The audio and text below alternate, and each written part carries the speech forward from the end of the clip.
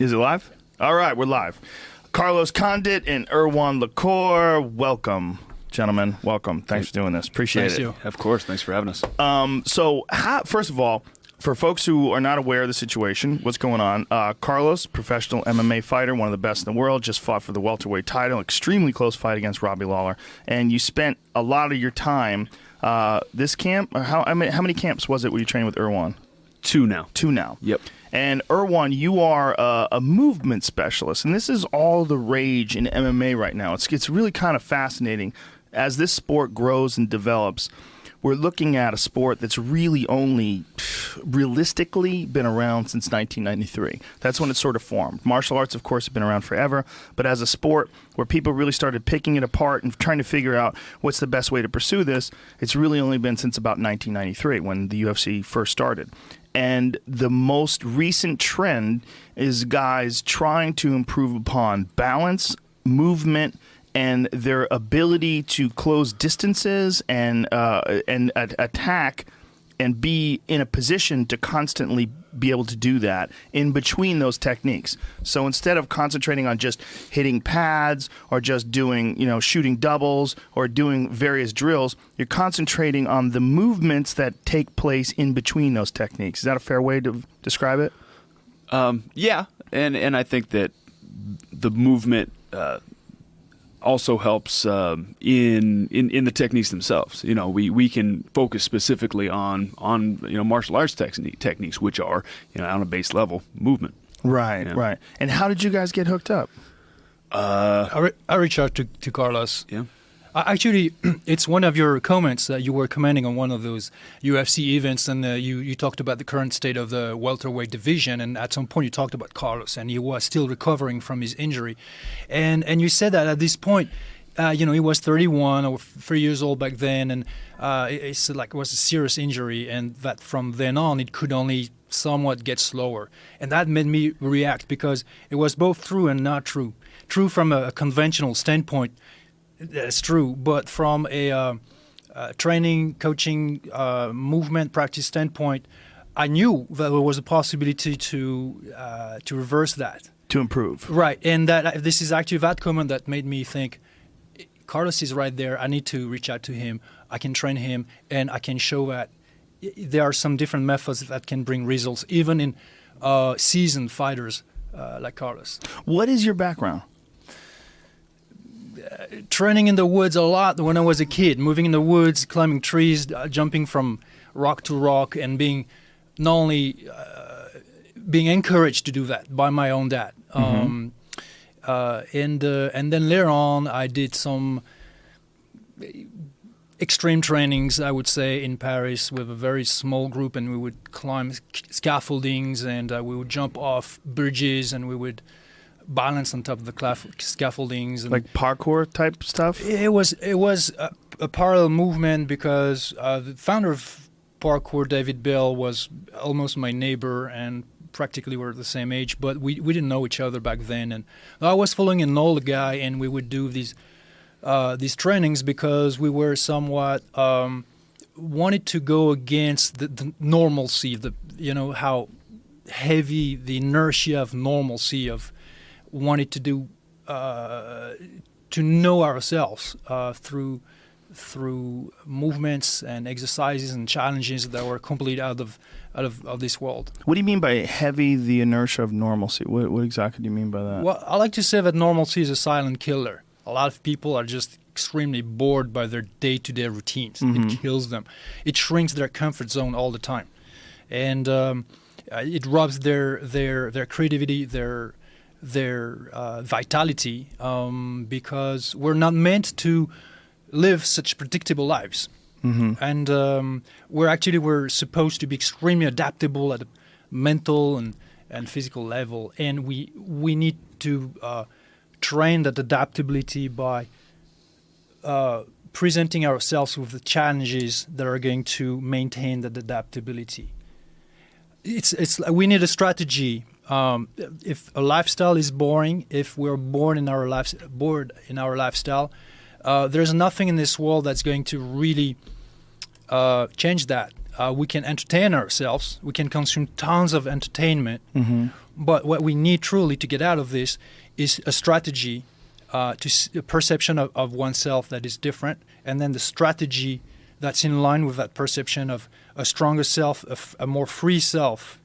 I know it's very philosophical, but Yeah, I you was gonna say. you asked me about it. I'm just telling you the way I think about it. If I had followed, the box, the textbooks, the conventions, I would not be in the place I am today. I would not have done what I've created.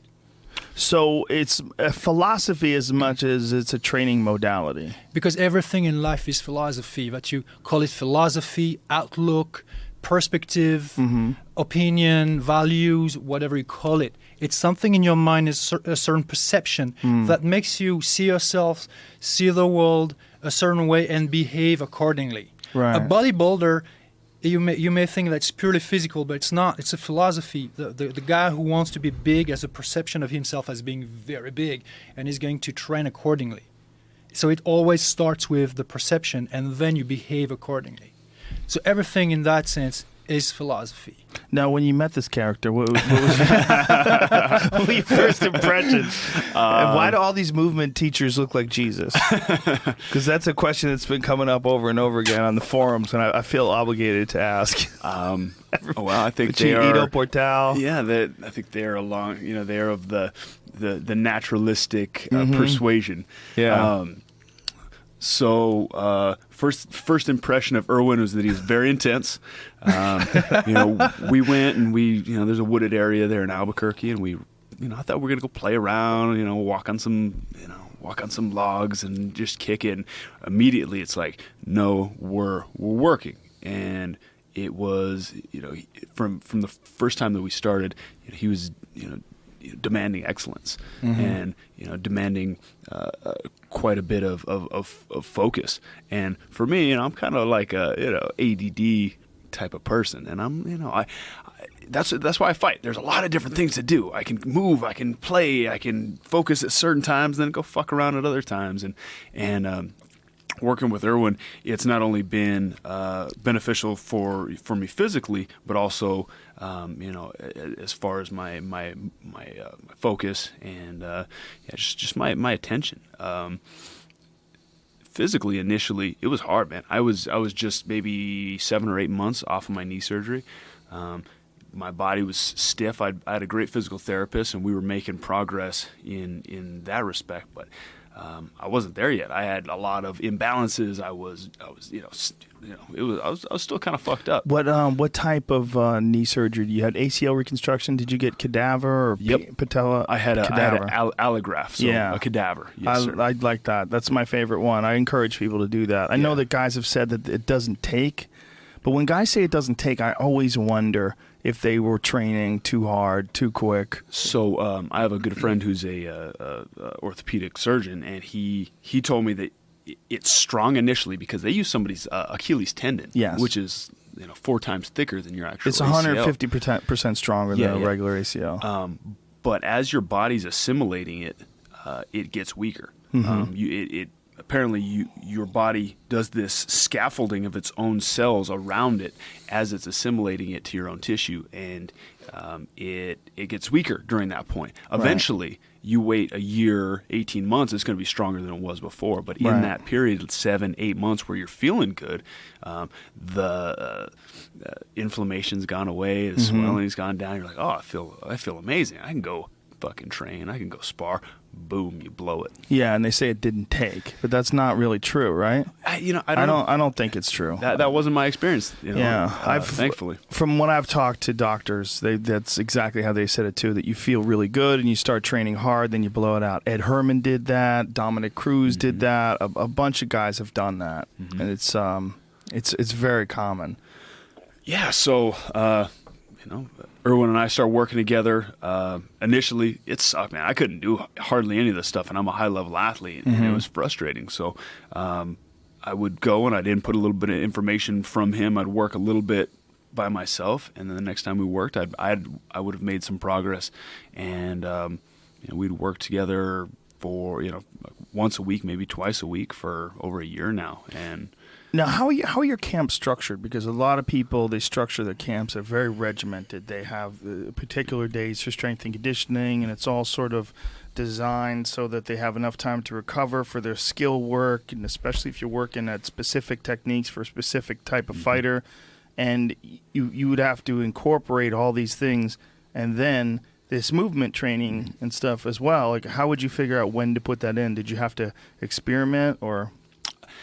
Every camp really is an experiment because as I've grown as an athlete, I've changed. I've got older. I have to take more time off than I did before. I have to really, pay attention to my body. So we do have somewhat of a structure like that, but it's also all the scheduling is tentative. It's like, okay, yeah, I have this scheduled on this day, but if I'm feeling like shit, I'm not going to go in there and do that. That's a good way to get hurt. Right. It's a big fight. I can't get fucked up. So when you feel like real worn out, you have to sort of like really be paying attention to your body. Yeah, absolutely. And we do active recovery. My strength and conditioning, the place that I go, we do a lot of different things. They use some biofeedback software that's pretty cool. You stick some fucking sticky pads on your body and like an EKG thing, and it can actually tell you physiologically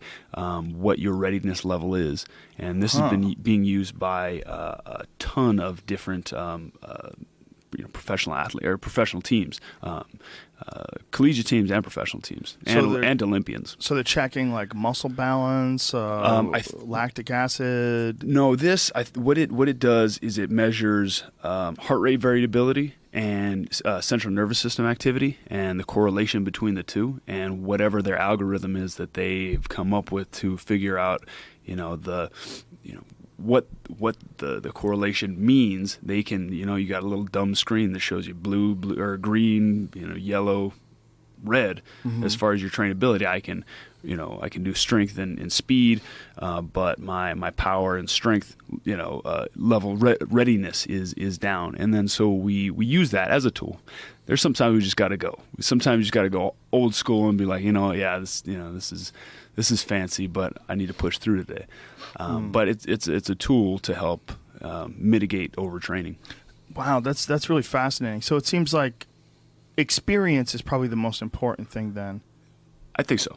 I think so. And that's hard, though. When I'm in training camp, I'm like a racehorse, man. I want to fucking run. And I really need somebody to, pull back the reins. And sometimes I can do that myself, but sometimes I'm in fucking, in shark frenzy mode. I just want to go, go, go, go, go. And, I have to have people around me to be like, hey, no, whoa, kick it. You need to kick back. And your relationship with Erwan, when you guys first started, how did you work in the movement training with all the other stuff that you were doing? Did you have like a specific day? You'd say, hey, we're going to meet on Tuesday, and just pretty set much Tuesday aside? Pretty much, yeah. We would go, block out maybe 3 or 4 hours later in the week. And just hit it. And it wasn't always intense. That was a cool thing about work with Erwan. It wasn't like physically intense. It was mentally and neurologically taxing. So after we did this stuff, I was absolutely wiped out. But I got my heart rate up a little bit. But these weren't hard workouts. They weren't taking it out of me physically. That's interesting. So what wiped you out about it? I think it was we're training the neuromuscular system, and we're training the he could probably tell you more about it than I can, but it was really, really precise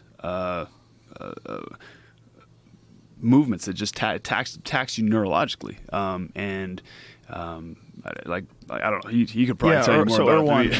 What is he? What's he babbling about? I like to say. Well, first off, so Carlos is surrounded by a team of world-class people. The person he was talking about, Adrian of Elevate in Albuquerque, is a strength and conditioning coach. So he works specifically with him on this area of this training. And then there's Brendan Gibson, and then there's Ricky Landell, and then of course there is Greg Jackson and Wayne Control. And so me, I had to address areas of this training that I believed were lacking. if I was to find a word to describe what we've been training with him, I would say, Carlos, we've been training your brain. Because the number one reason why we have a brain from an evolutionary perspective is for movement. It's not to discuss fine wine or the history of art, which is great, but originally it's so that an animal can navigate through complex movement, through complex environments. That's the reason why we have a brain. So intensity is not necessarily raising the heart rate, going really hard and burning all over. Intensity can be in the mindfulness that you apply to intentionally perform movement very specifically with a high level of efficiency. That requires a level of focus that challenges, stimulates, and help the cognitive functions grow. As a matter of fact, movement itself is a major, if not the major, secret or reason for helping cognitive functions. It does a whole deal of things in processes in the brain that's going to help it grow, and what you acquire through movement transfers to any area of life, but obviously transfers to better movement. And better movement is not always just more power, more or new techniques. I told Carlos, listen, you've been training for 13 years. You are extremely seasoned, extremely experienced. And I bet that you've tried diverse modalities of training, but that currently you are, every camp is pretty much the same in terms of preparation, except what's specific to a game plan for a given opponent. So I said, you may try to acquire more power. It's going to take a lot of energy because you have already a lot of power for your weight category. You may try to acquire more endurance, but that's going to be putting a lot of time, a lot of energy to get that. You can try to learn more techniques, but you have already so many techniques. So one of the things that you can do is to move better. So any technique that you already know, we want to perform them better. Okay, so what is involved in movement training? So like say it's day one, you get a guy and he says, hey, I love this idea, hook me up. Well, in the case of Carlos, it had to be something specific to him as a fighter, to what I saw. I saw, what are his fortes, his strong points, but also saw what I believed were deficiencies. And that may seem presumptuous, but when I talked to him about it, what I saw that could be improved, he said, well, that's exactly what I've been told for years by my coaches. And what was that? I thought that his stance was too high. He used these too narrow, mostly this particular, typically Thai boxing square stance, with his feet in the L shape, and to me that caused a ton of instabilities, but also prevented him from being as fast as I believe he could be in moving in and out or sideways. So what adjustments did you make, as far as his stance? We the position of his back foot is orientated, at a 90-degree angle. So we moved it forward more at a 45-degree angle. But the problem when we did that is that when we have a square stance, basically your feet are in line. So if you move, you are relatively stable only because the back foot is going that way. So now when you move it that way, you shrink a bit your base of support. It creates even more instability. So what you need to do is to have your feet wider, to widen, a bit wider to the front or to the back, and then to the sides, like something like a width, shoulder width, or a hip width. So that was really a lot of when I was tweaking something, it may create a negative consequence. So we had to do a lot of drilling to improve that stance, to make it better. Now the stance that you developed, sort of classic stance, and you're a tall guy, you would fight tall and stand up high. Were there any issues when you started adjusting the way you placed your feet, or did you have to relearn things? In any way? Yeah, without a doubt. I've been training, Muay Thai since I was 15 years old, and so these things have been, stratified in my freaking my muscle memory for years. It took quite a bit of, and you still see me going back to my old habits. You're gonna, especially when you're tired or you're stressed or you're in different situations, you're gonna revert back to the thing that you've trained the most. But when I'm mindful of it, for the most part, I definitely think that the improvements or the adjustments we made were major improvements. We also worked on, instead of being real heavy on my front leg, having more of like an upright stance as far as my torso, and not being so heavy, being more 50-50 on my legs, and that allowed me to move in and out faster, not only forward but back. And that showed big time in the fight against Thiago Alves. I think that was the reason I was able to, get inside, land with the elbows as effectively as I did, and then kind of, get the fight rolling. We're seeing some. I love watching different sort of patterns that are developing that fighters start following. But one of the things that we're seeing, there's a lot of people that are standing in more of a karate stance. More sideways and wider stance, and with that, like sort of Lyoto Machida style, Gunnar Nelson likes to fight like that. You can bounce, Conor McGregor, you bounce in and out easier. It seems like a lighter footprint sort of stance. Yeah, and that's very much what we were aiming at. Yes. I execute it the way that I do because I'm a flat-footed kind of fucking goofy guy, and I do my best. I'm lucky I got a hard head sometimes because I'm not Mr. Technique all the time. But we definitely made improvement. I must say that working with Carlos, and he's extremely focused, actually. When he trained, it was like a zero fat kind of training, like completely, entirely focused from the beginning to the end. Always really applied himself during the training, and I know that he drilled a lot also on his own in between every session to make those adjustments to make them become second nature. Because when you change any aspect of your technique, at first it feels unnatural because your brain is, you have something, certain patterns that are ingrained in your neuromuscular memory, and they are a little hard to change. But Carlos was able to change things really fast, actually, and I was always impressed by how fast he would make those progresses. And again, those progresses were not that much physical, in the sense of strength and conditioning, like you would have to work hard to. The changes were, I always told him, the body has it. What you need is that map in your brain somewhere to really understand, recognize, identify, and assimilate fully that particular pattern.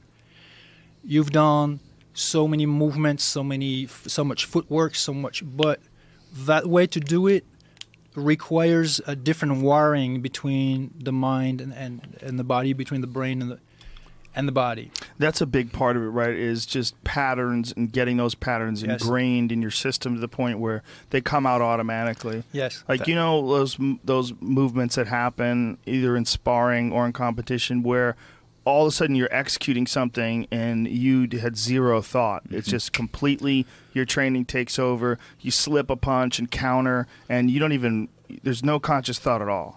And that has to sort of similarly be achieved through movement. Exactly, and that's what stimulated Carlos' brain that much that he had to take a nap after every training, whereas he's used to really, really hard training.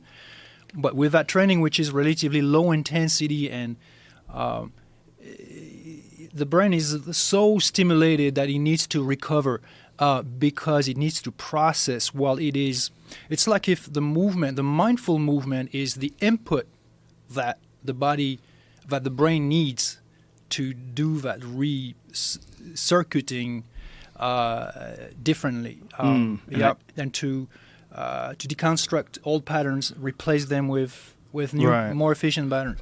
And that didn't happen while we were doing it. While we were doing it, a lot of the times I was struggling with Yes. this stuff. But I'd go home and I would rest, and I'd go back to my regular training, work a little bit on it, not a whole lot. But then the next time I would come back, it was almost as if my mind and my body had digested this stuff and assimilated and put it into Yes. practical application without unconsciously, without me even really working on it too much. He says that I would work in the meantime between our sessions. Sometimes I did, sometimes I didn't. Sometimes I had a lot of other What? stuff going on. Sometimes you didn't? But it looked like I did, because I feel like, and I think this is kind of a consensus, that you make gains during your rest. You can lift and lift and lift and lift, but if you never rest, you're Right. never going to make those gains. The same thing with your technique and this neurological training. I think it works the exact same way. That it's the whole movement that's going on right now is really fascinating, because there's a bunch of different sort of branches of it. And there's like what Ido Portal is doing, there's what you're doing, but there's also what Nick Curson's doing. He's a guy who's a strength and conditioning coach for Fabricio Verdum and Rafael Dos Anjos. And I had him on the podcast, and I asked him, like, what is like one of the most important things that fighters are lacking and that you try to improve on. And he said foot strength. And I found that to be really interesting. And when I watched what you guys were doing, a lot of this barefoot jumping and leaping and balancing, and it requires like some pretty extreme foot stability. It's the number one thing we addressed with Yep. Carlos. Number one. Number one, I said your feet are not strong. Wow. They're not smart enough. Not that feet have a brain, but there is an extremely strong correlation between the proprioception in the foot and the brain and movement. So most of the time when we move, we're on our feet, and that's the reason why there are so many sensors, nerve terminations in the feet, thousands and thousands of them. Why? Because it's about intelligence in the sense of information. We talk about proprioception, exteroception, which is the particular perception of a given surface and its texture, and is it slippery, does it give traction and things like that, is it stable or shaky. Anyways, so the moment you place your feet, boom, it sends an information to the brain processes and gives order to all the rest of the body to shift the weight, to just gives some order, some intention. It happens without you having to think about it, and it happens extremely fast. However, the more your feet are sensitive in that sense, the faster that information travels up and back down. And secondly, also, the stronger your foot is, the more reliable your base of support is. So we talk about the strength of the foot. We talk about the elasticity of the muscles in the feet, to be sometimes more bouncy, just simply faster, to be also more endurant, to last longer with that elasticity and speed.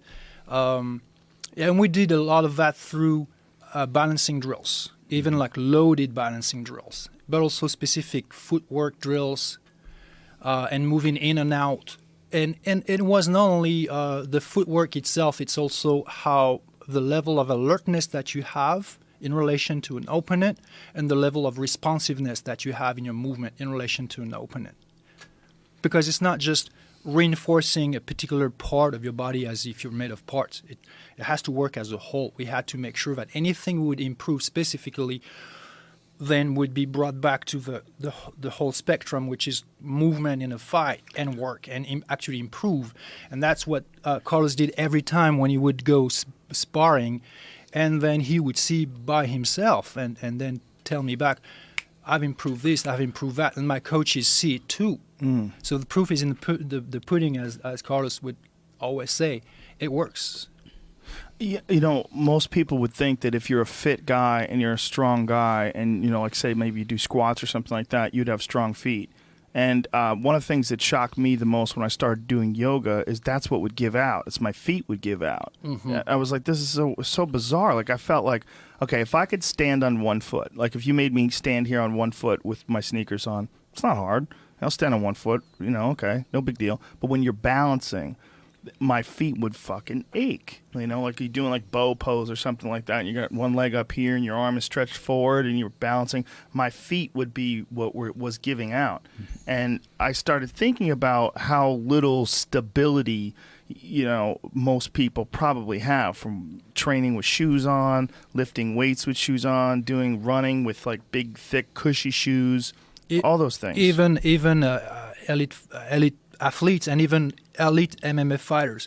And the reason why, even when they are training barefoot in dojos or in gyms, but you have to think of what's the background of a given person. Most people today in modern populations grow up indoors with shoes on all the time, Right. walking on flat, smooth surfaces, very predictable. There's no challenge to the body. There's no challenge to the feet. The feet become numb. The feet become weak structurally, and in terms of strength, in terms of They just sort of get so many laced areas, into mobility, these stability. shoes. Yeah. So if you train MMA because you are going to do say it's a striking move on your feet, it's going to help. Definitely, it's going to help your foot strength, your foot mobility, your foot stability, but not as much as what you're gonna gain when you have to balance on narrow surfaces or in certain positions, in certain transitions, and kneeling and sitting and get ups and get down, especially with loads on or at a certain pace, at a certain speed. It's different. And when you make the feet stronger, then your footwork is stronger. When we talk about movement coaching, some people are confused because when they hear movement in relation to fighting, they think footwork. And it is footwork, but it's also more than that. Do you remember a few years back, it was all the rage, you were hearing about a lot of NFL players were doing ballet. Do you remember this? I remember. It was a big deal. Like people were like mocking it and joking around about it. And I remember thinking, man, that is really interesting. Very smart. They must have some sort of benefit in that if they're doing it. But if you think about ballet, the movements are incredibly difficult, and especially if you're a 260-pound fucking stud athlete covered in muscles, it's like if you're like there was a guy that was in yoga class recently. He was this former football player, real big guy. He's like 6'4" and real thick and heavy, and it's so much harder for him to do these movements than say like a girl who weighs 100 pounds. It's like a castle in the sand. It's not an Achilles tendon. It's like an Achilles foot. It's you have a whole mountain that's built on a very weak foundation. So ballet, even for NFL players, was actually a very smart move because when you look at the strength of the calves, I had a cousin who was a professional dancer. Her calves, her foot strength was completely amazing because they do this gracious movement. People see the grace, but they make extraordinarily movement look easy, but they're not. Like floor gymnasts too, I would imagine, because they have to stick. Like your foot has to have the ability to catch you and then just stay in that position completely locked in. Absorb foot, ankle, knee, hip stability, core stability. I mean, it starts in the foot. Balance. I mean, everything is integrated, of course, but it starts with your feet. I saw you doing in some of the countdown shows. You were doing a lot of jumping over things, and then standing and jumping onto a looks like a board, and landing on like it looks like a 2x4 or something like that, and locking in place on that. And it was pretty impressive stuff because there it is right here, Jamie. You're on the ball, but like this kind of stuff.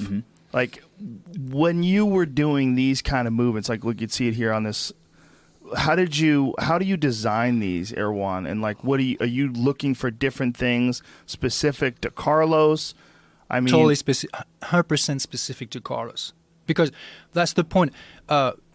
Movement coaching, for lack of better term, it's not giving a fighter random movements that are not fighting movements, Mm-hmm. ballet dancing or whatever, capoeira, tai chi. It could be anything. It could be any movement. Movement is it's a vast world or universe.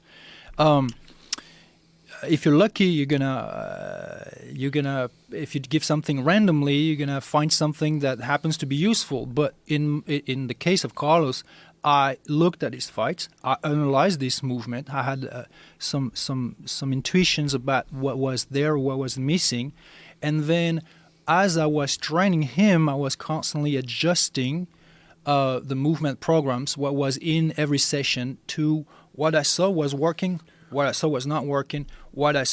Depending on the level of progress that it was making, we would do something more difficult or at a higher level of intensity. It's tailored, it's customized, not random. How did you develop this program? This is very interesting because I would imagine that you would get athletes from a bunch of different sports that would come to you, right? No. No? But I'm not looking. I told Carlos, listen, I'm focusing 100% on you. Right. There's no other athlete that I want to But you train. have like a gym, right? I mean, you have this MoveNat, is this company, you have this we website. And Yeah, we have thousands of certified trainers who are using our method. Thousands? Yeah, thousands of trainers. I Wow. think somewhere around 3,000 at this how long point have you around been the doing world. this? Worldwide. The company since 2009. So this is all your creation? You've developed this all yourself? The method is my creation, but however, I do draw from the history of physical education, which I have studied a lot, especially what comes from Europe, and in my case, because I'm originally from France, there used to be a method called the natural method by a guy called PowerfulJRE, who himself was not, he was seen as a pioneer, but himself was, at some point of that long line of people. Before him was Amoros and Pestalozzi and Mercurialis, a lot of guys who were working on these different methods. But we're talking 20th century, 19th century, 18th century, and before and before and before. Mm-hmm. And back then, people didn't have exercise science. So what is it that they were training? They were training the most down-to-earth practical movements. They would jump, they would run, they would crawl, they would lift and carry things and throw and catch things. Why? Because these are the movements that people needed back then, that they were in the military or firefighters. And when you look at it today, if there is a situation that's, say, potentially life-threatening, these are still the movements that you need to do to save your life or to save somebody else's life. They're natural, but they are natural also to the point that they are vital. So you have this gym, right? What is your normal clientele? Like the normal person that comes to a MoveNat gym? It's impossible to shrink to a particular category because... Do you get like housewives? You get athletes of all sports? Yeah. Yes. Old and young, men and So women. some woman comes in, she's a housewife. Women hate that fucking expression. A woman comes in who's a non-professional athlete who's just looking to get back in shape maybe after having a baby. Like, what do you design a protocol specifically for her? Is that what you would do? Yeah, it's or do you have classes? Like the movements. There are some movements that are fundamental movements that anybody can do, and then you have more advanced movement, and then you have, say, a simple jump, like you see Carlos jumping. You're like, this woman you're talking about won't be able to do that. Actually, Right. yes, she will, but not at the same Not level yet. of intensity. Right. Oh, I see. So you would have her do it like shorter jumps over lower It can be a simple bars. jump on the spot where you jump 2 inches above ground and land in the same spot where you were standing. 2 inches? I think she could do 4. You got to push her. Yeah, exactly. Well, you just need to keep the Come on, baby. training. You got it. Never too hard, never Right. too Easy. easy. That was Right. actually also my concern when I started to train Carlos, because he was recovering, and I was extremely worried that I wouldn't do anything that would compromise his recovery in any way that would actually help him recover even faster. So you have a method only when it's scalable and also when it is progressive. And because these movements are natural, they belong to all of us. Like, it's like, what would be the best way to train a wild tiger? Like, can you imagine that you're gonna try to isolate their hind legs, and then try to have them do another workout for the front legs, and then put them on a treadmill for cardio? That wouldn't make any sense. That would be hilarious, because to be optimally strong and agile and like a good hunter, a good predator, the wild tiger just needs to be and behave and move like a wild tiger in its original environment. But Why I think would it if be you any get a different in us? tiger on an inverted treadmill and really push that motherfucker, have some good music going, Yeah, maybe like, some motivational videos. Turn the heater up. It would Yeah. be a Drago tiger. Well, they do that with pit bulls. Pit bulls, when they train them for fighting, they put them on treadmills. It's they put them on a treadmill that's sort of self-propelled, like the animal's propelling the treadmill, and they'll put something in front of it that it wants to get to. So exercise science for pit bulls. Yeah, well, it's a real thing. I mean, they sell these. Yeah, they have weigh-ins. Yeah, they do. This shit's serious, man. Oh yeah. Why not? But my point was, everybody needs the fundamental of. I believe everybody needs the fundamental of movements before you go through a very specific science-based exercise for anybody.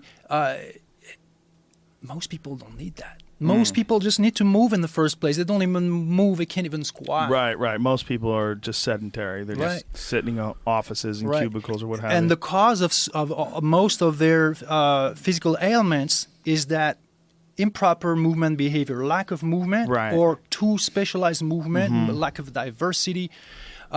And the good thing is that the antidote for that is movement also. Movement behaviors. Movement behavior is the cause and the solution to a lot of physical issues. Yeah, so when you think about it, what do? We fucking stand, we sit, we lay, we bend. That's about it. That's like four things, right? Throughout our day, And that is so narrow of a movement spectrum compared to what should we do? We should throw, we should run, we should catch, we should swim, we should balance, we should pull, we should carry, we should fight. We could all this variety of things that the human body is supposed to do, and yet we are like in these constraints of our, we have chairs. We're sitting here on fucking chairs. Before there was chairs, there was a fucking, a low squat or kneel or, there's also the neurological benefit of doing those things, because for you to move that way, your body has, or your brain has to do it for you. If we fire those synapses off, if we're not doing that by this boring ass shit, or even if we're fit, we're still laying, we're sitting on machines. I'm doing a elevated whatever. Bench press or something. Yeah. We're still kind of isolated and very specific. minimal. Yeah, it's very minimal. We're not supposed to be like that. We're supposed to fucking move. Exactly. Even the people who are brave enough to go against that inertia of normalcy and go to the gym and they will exercise with machines. I see a huge problem with that. Yeah, like Nautilus type machines. It's totalitarian. Yeah. Because machines dictates your movement, shrinks it, shapes it. You have no choice. You follow a very simplified pattern that's imposed by the machine. Right. This is not who you are. This is not what you're supposed to be and move like. Yeah. Because you're supposed to be highly adaptable in the way you move. But when you do try to isolate your muscles, you're treating yourself like you're a freaking machine. It's like a factory when you should be like a wild forest or a permaculture garden or something like that. It's not what you're designed by evolution or creation, whatever, to do. And so bringing it back around to MMA, to stepping in the octagon, to fighting, the nature of our sport has so many different variables. I mean, anything can happen. We go through, we're using various energy systems. We go from going aerobic to anaerobic to using an isometric hold all the way back through so many different things involved, because basically we're able to do whatever the fuck we want in there Right. with under a very limited amount of rules. So training this way just makes sense, because I mean it's much more along the lines of what we're actually going to do in competition. How much of a factor does flexibility play, and how often do you train flexibility?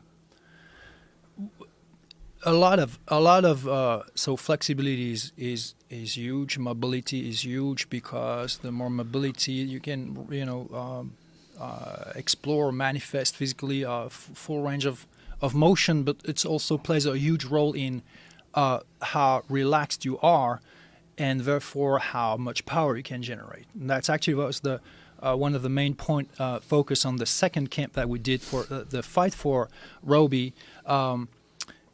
So we established a strategy. I proposed a movement strategy to Carlos, and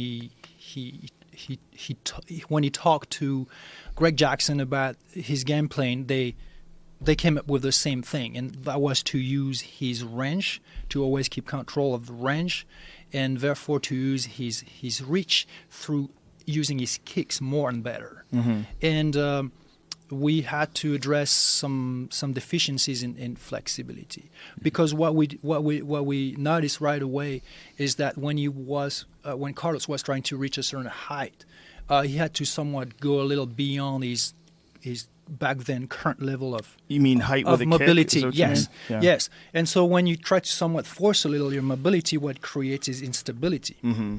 and slows down the movement, and then you also lose his accuracy and power and accuracy. So we did tons of stretching, but we did that stretching through natural movement, through a lot of movement on the ground, and through those natural patterns. So I think, and tell me if you agree, in MMA as opposed to traditional martial arts, I think we skip over a lot of the intricacies. Because I know you're a martial artist. You came up in Taekwondo, and I feel like traditional martial arts really emphasize you don't go past this point until you've mastered this thing. Right. And it's very very specialized. In MMA, I think we get a guy and he's got a wrestling background. We'll teach him a little bit of boxing. Mm-hmm. We won't get him necessarily super crisp. Teach him how to stay out of a few submissions. Get him real strong, get him in shape, and then put him out there and let him go with intensity. And mm-hmm. a lot of times that'll carry a lot of guys to the top levels.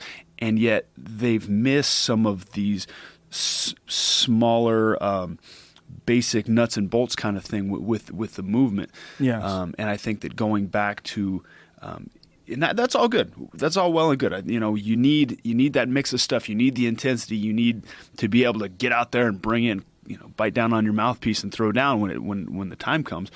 But if you have that, you can always go back and work on that other stuff, and that's what I feel like I did quite a bit with Erwin is making these tweaks on these very fundamental things that had been skipped over, because I'm built to be I got the fighter thing here, and you put me against whoever, I'm gonna fucking go.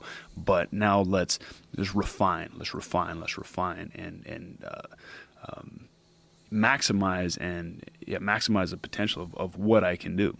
Yeah, it seems like almost having that kind of go mentality, that fighter mentality, it's obviously a huge benefit when you're in a fight. But it almost seems like maybe sometimes it's against your benefit when you're training, because when you're training, you almost should be looking at it like a science. Yes. You almost should be looking at it, instead of like just trying to be the toughest guy in the room, you should almost be looking at it like you're building a castle, and Yep. you have to make sure the foundation is good. Yep. And in traditional martial arts, you have your white belt techniques. And then, as you develop in the ranks and you get new belts, you move up and you get higher ranks.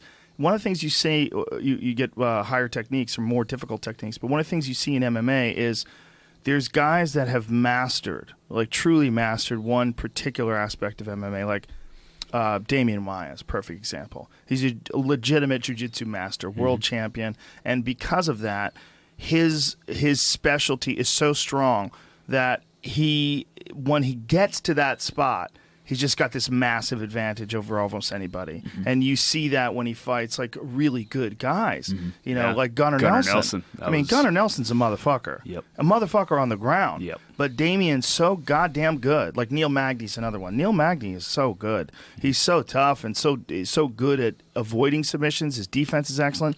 And Damian just ran right through him. And he runs right through him because his technique is samurai sword sharp. And he has polished it down. And then now he's learned all the other stuff. He's learned kickboxing. And in the beginning, he didn't have that. And that's why like Nate Marquardt knocked him out and all these other guys were able to beat him. He just didn't have the stand-up skills. He didn't have all the other attributes of MMA. But that one thing he had honed to like sort of a mastery level. Whereas some guys never get to that in anything. They're really good at everything, but they never get to a mastery level in anything. Yeah. And I would say that that's probably me. I'm good at a lot of different things.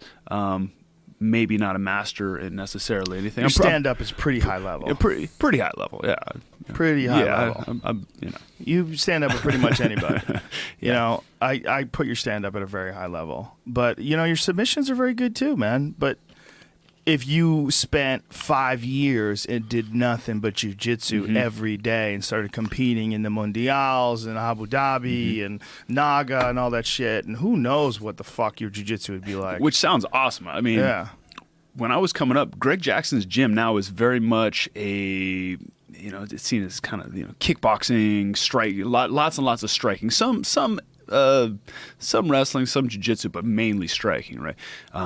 Back in the day when I first started with Greg and his system and his affiliates, it was mainly grappling school. It was Gaido Jitsu, right? Gaido Jitsu, yes, sir. His style that he had created. Well, him and some other guys kind of got together and created this thing.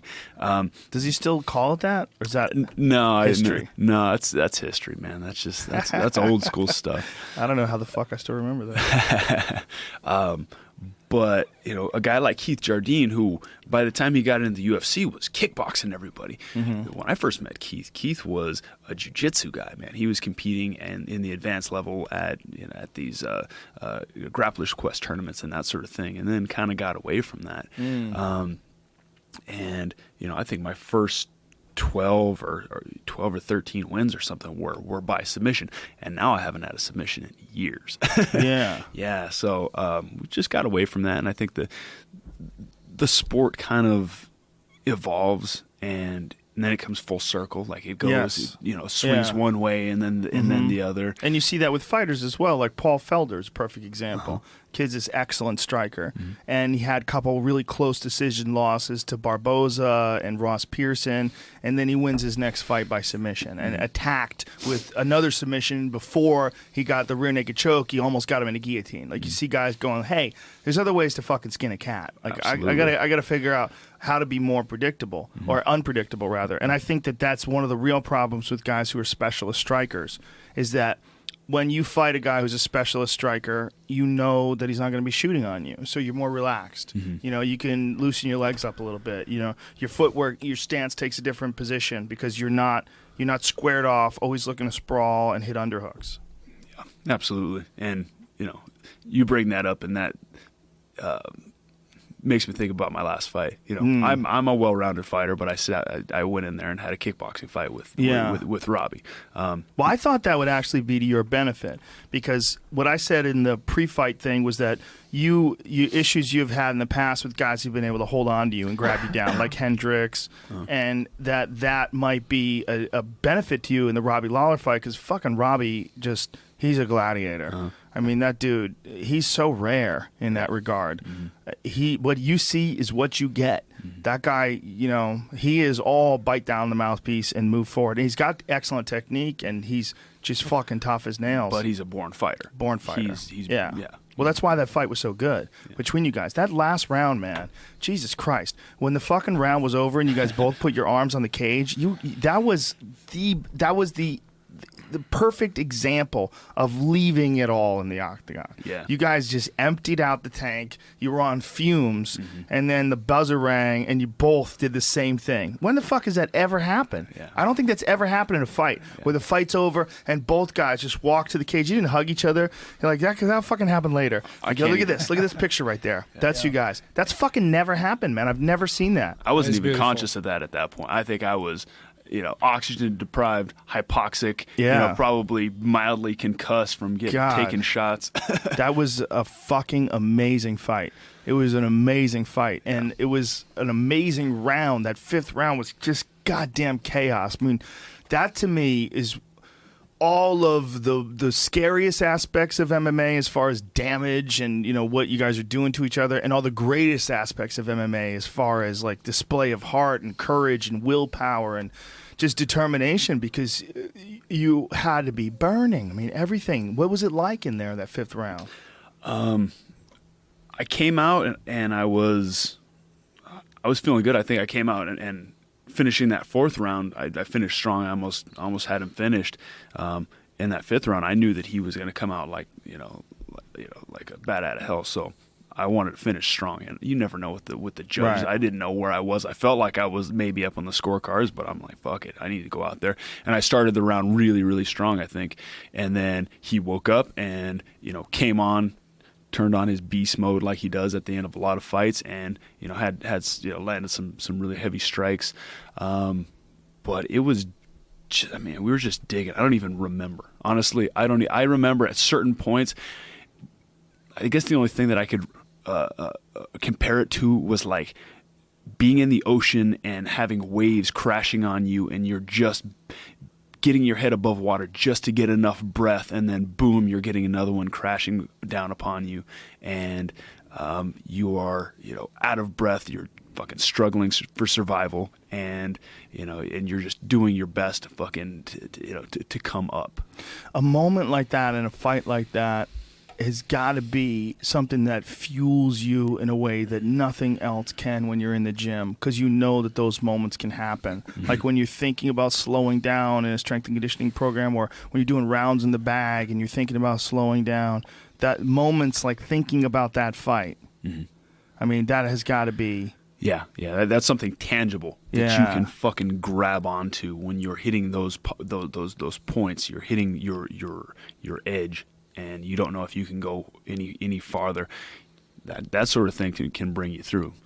There's the debate in MMA, like what is the most important aspect of training? Is it strength and conditioning? Is it skill training? How do you quantify that when it comes to a fight camp?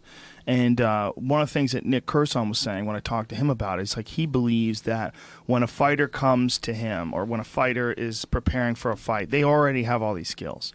They already know how to fight. They already know how to kickbox. They already know jiu-jitsu. When it comes down to what a camp is, he believes that the primary focus should be on physical preparation. The primary focus should be on getting your body to be able to perform at an extremely high output for a long time and recover quickly. And if you can get there, that the benefits of that are greater than the benefits of just consistently working on skill training and drilling and all these other things. I think there has to be a balance, because you can be in phenomenal fucking shape, ready to go 5 rounds, and then step out and get knocked the fuck out in a couple of seconds. Too, right? Yeah, that's true. Or you could freeze up. Yep. So I think the mental aspect of it and the psychological aspect is super, super important. So do you drill anything like that? Do you have a mental coach, or do you have visualization drills or anything along those lines? I visualize, I do, but I've done this quite a bit. Coach I work with, Ricky Lindell, talks about bringing it to the moment. It's about being a game day player. I love Ricky, by the way. He's awesome. Absolutely. Great grappler, super smart guy, and just cool as hell. Just love that guy. Good all around dude for sure. But being a game day player, you get a lot of these guys in the gym, they're Killers, world beaters, but then the bell rings, they're under the bright lights, and they wilt. Yeah. And the doubts and then come and then haunting home. Yeah, well, and then you get these other guys. You're like, really? He's fighting who in the UFC? And you're seeing him training. You're like, oh man, I don't know how well this. I don't know if I want to watch this. He's a nice guy. He's gonna get worked. and then he goes out there, and does work. And rises to the occasion and accomplishes something that maybe you and maybe not even he realized that he could do. Yeah, it's an interesting thing to try to figure out where the balance, where the focus should be. And I think it's different for everybody, man. Yeah. It's No, I different think for you're everybody. right, There's no one answer. That's the thing about martial arts. Like, I've heard I heard this guy talking about this once, that it's not an art, that it's just people beating each other up. And I'm like, wow, that is such an ignorant thing to say. Because when you watch someone fight, you are watching art. It's just violent. It's a violent art. When I watch, like, your fight with Thiago Alves, you can't tell me that was an art. That was an artistic performance. Like, your interpretation of the movements in the moment, to step in and blast that elbow, that's a beautiful thing. I mean, it's not beautiful to him or anybody who cares about him. or his facial structure. But that's it's beauty. There's beauty in that. There's beauty in that, and there's beauty when he did that to Matt Hughes, and when he hit Matt Hughes that flying knee. There's beauty in martial arts. There is. It's for me, it always has been a creative outlet. I can put together all these sequences and all these different things in a way to solve a particular problem. Right.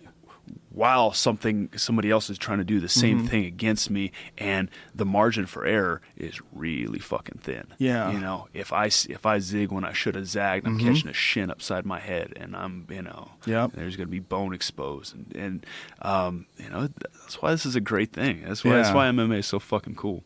It's so fucking cool to watch, but the preparation for one night.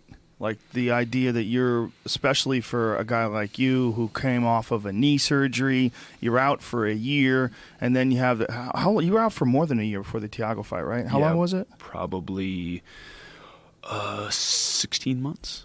So you have all this time building up to this one moment. How difficult is it to just be in the moment when that happens and not be overwhelmed by the fact that so much of your future is riding on this? You're not entirely set for life financially yet. There's all these different variables. You have a wife, you have a child, you have a family, you have obligations, you have all these things, but yet here you are preparing for this one completely it's like it just slips through your fingers. This moment that's just there, that you can't hold down, and you're sharing this moment with another trained killer, and you're just locked into a cage, and your future rides on your success. Yeah, I like to say that fight day, that night could be the best night of your life or the worst, and you don't know fucking which one. And there's an incredible mix of emotions, and I feel happy, I feel sad, I feel fucking nervous, I feel elated to be there, and then fucking scared as shit, and I don't want to do this anymore. And I really just have to ride it out and trust in my training, trust in the preparation that I've done up to that point. Because man, my mind and my emotions do all sorts of things, but I just have to know that I've done what I need to do in preparation for this fight, that I'm going to be all right.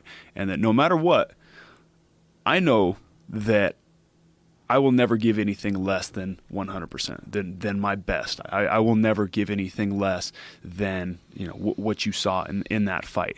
I may get knocked out, but it may be an early night for me, it may be a terrible night, but that's out of my control. I gave everything that I could to each round, each training session, each minute of the training camp, so that when I step out there, I've done everything in my control to fucking win this fight and to compete to the best of my ability.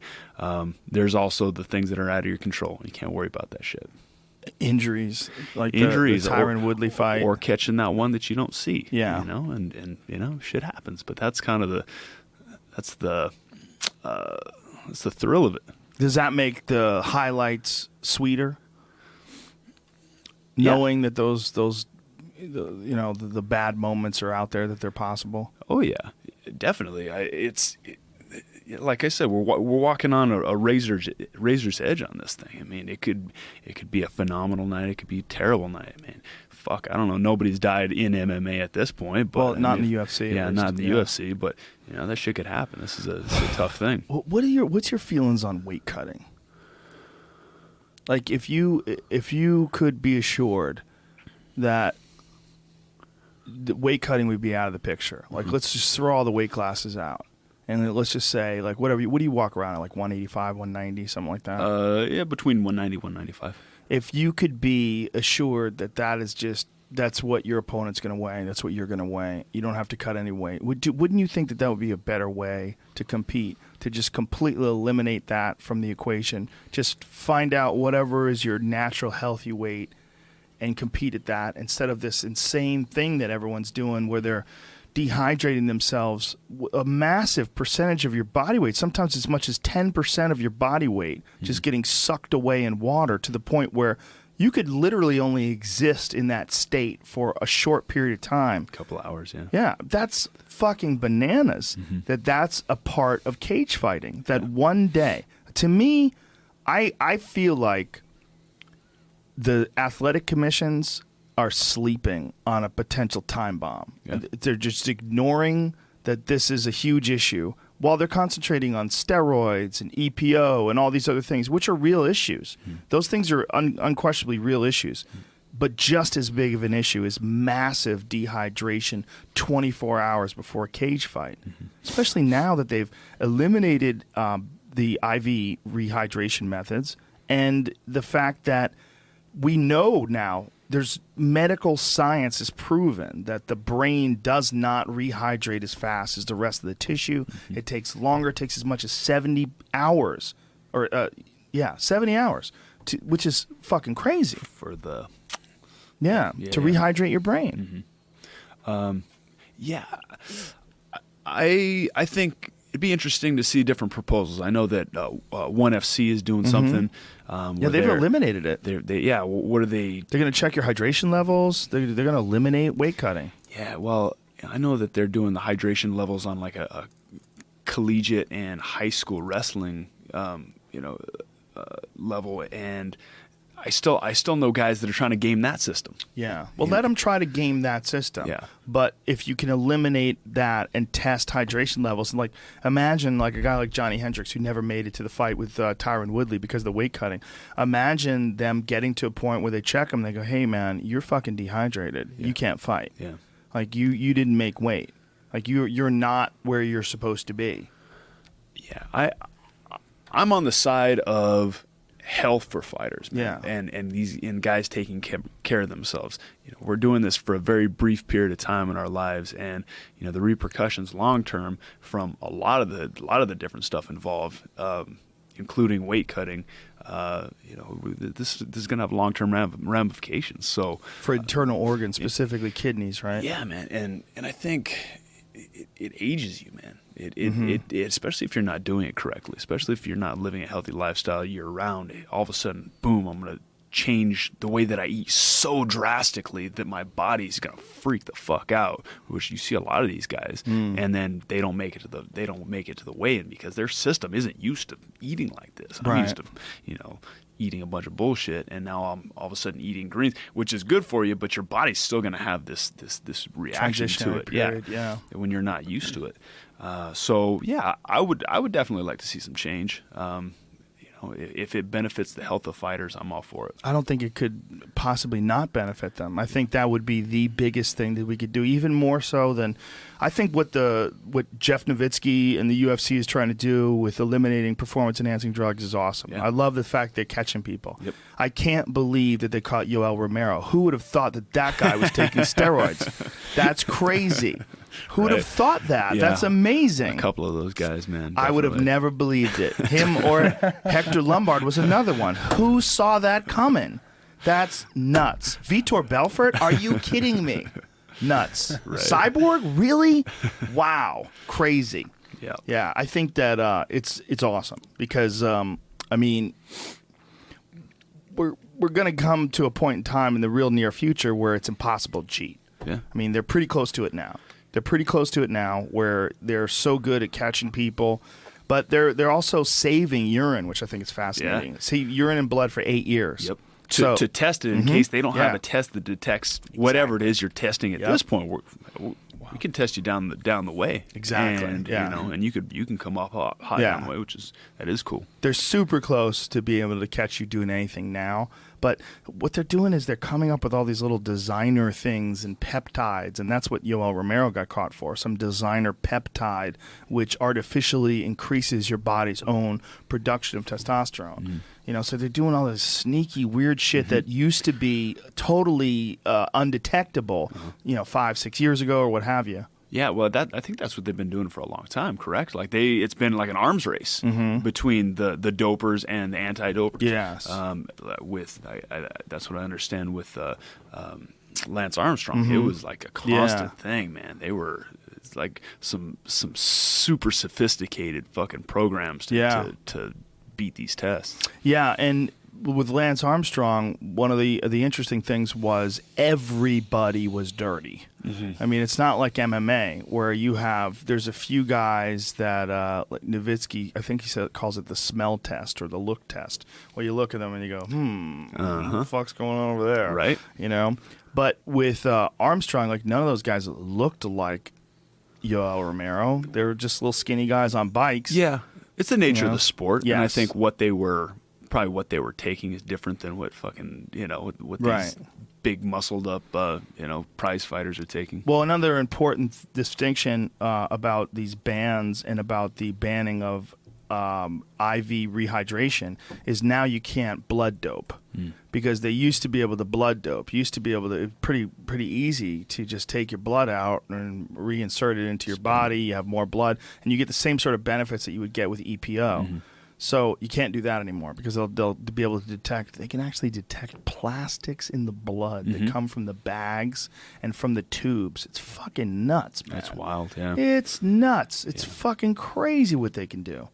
I've heard though, like we're talking about the arms race, that people can use Glass syringe. glass, and then the vein, sterilized veins from animals as their tubing. That's what I've heard. Oh my god! Yeah. Oh my god! That's so crazy. Yeah, like yeah. sausage casing and shit. Oh my god! That's fucking. Now they're gonna check for pig veins and shit. Sausage casing. Oh, down the rabbit hole with all that stuff. That's, I mean. Well, Nowitzki was telling me that they've now figured out a way to develop testosterone from animals.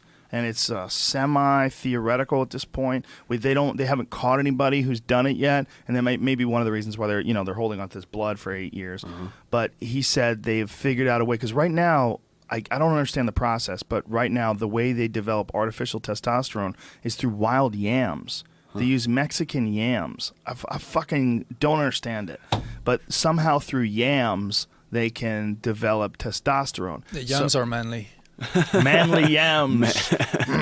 I've always said, I am what I am. That's why Popeye knew. He was ahead of the time. They make me feel manly. So they've figured out a way through these carbon isotope tests to detect that the testosterone in your body was non-endogenous, that it was exogenous, that it somehow or another came from something else. But they won't be able to do this right now, at least, with animal testosterone. Which is so fucking bizarre.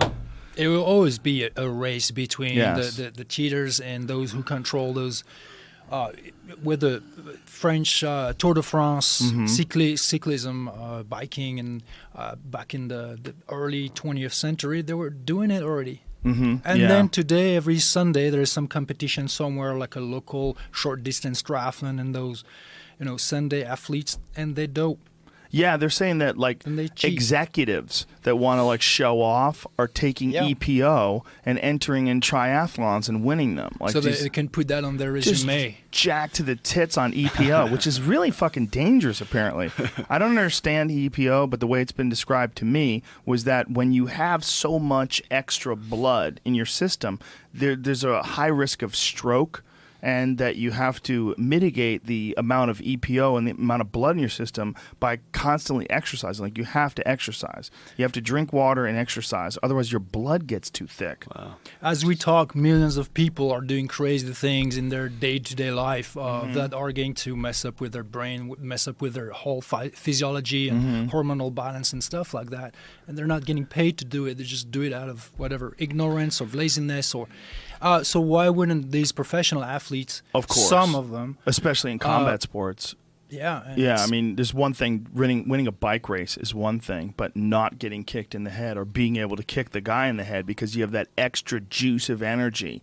You know, when you're tired and you're in that fifth round, but you come out because you're on EPO and you're fucking Dominic Fresh. Cruz stepping and throwing high kicks and the other dude is gasping for air.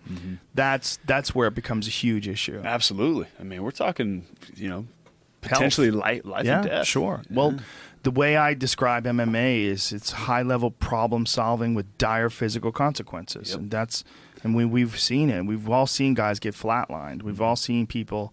I mean, you've done it to a bunch of guys inside the octagon, and it could have been you. You know, I mean, it's a fucking nutty sport, and in this sport, the doping has just a much higher level of it's Consequences. Yes, Ramifications. ramifications Absolutely. is the right word. What's interesting to me, though, I'm absolutely anti-doping, but I'm pro the science involved in it because what we're experiencing right now, what I believe, is that we are in a period of time in human history where our understanding and the scientific understanding of the body and its mechanisms and all of the things that they can do to it is being sort of deciphered and tweaked and poked by all these various scientists. Although I believe that should be outside of competitive athletics, we're going to get to a point in, who knows, 10, 20, 30 years, where they're going to be able to genetically re-engineer human beings. And this is all going to be out the window. I think we're kind of experiencing the last years of natural competition. Yeah, gene doping type Yes, stuff. it's Yeah. going to happen. I mean, they have this new thing that they've figured out how to do where they, because of there's this really interesting science. It's called CRISPR is what they've developed, and I'll butcher it if I try to give the scientific definition of it, but they can literally add genes and manipulate genes, and they're doing so in small animals and small multicellular organisms, and they're getting it to a point where they really understand it, and they're saying that in China they're starting to do this with human beings. Wow. And they're starting to fuck with it and test it. And, you might see some Chinese Wolverine-type dudes in the next 20 years, and you'll know, well, that kid's the product of these Chinese experiments, Okay. I mean, that's what they used to call Karelin. They used to call Karelin the experiment. Because if you've ever seen Karelin's family, his mother and father are like 5'6". Yeah. They're like these tiny people. And Karelin was this fucking monster of a wrestler. Do you know who we're talking about? Alexander Karelin? I've never heard of him, though. Undefeated wrestler. I mean, he lost one time to Rulon Gardner, but the only reason why he lost is they changed a rule. They changed the rule that this is Greco so crazy, whereas if you release your grip, if someone gets you to release your grip, it's a point, Yeah. which is insane. Yeah. And that's how Gardner beat him. Like, he couldn't do anything to him, Yeah. but he got Karelin towards the end of his career. He'd been wrestled forever, but he was so scary that guys would try to flatten out to keep from getting thrown by him because he was so strong that he would take these men, 280-pound men, and he would just go under them while they're belly down, flattened out on the mat, just praying they don't get taken for a ride. And he would lift them up and throw them through the air with all his weight and their weight, boom, coming down on them. So he's essentially knocking them the fuck out with the mat where everybody else was wrestling. You know, he was wrestling as well, but he was also hitting you with the world.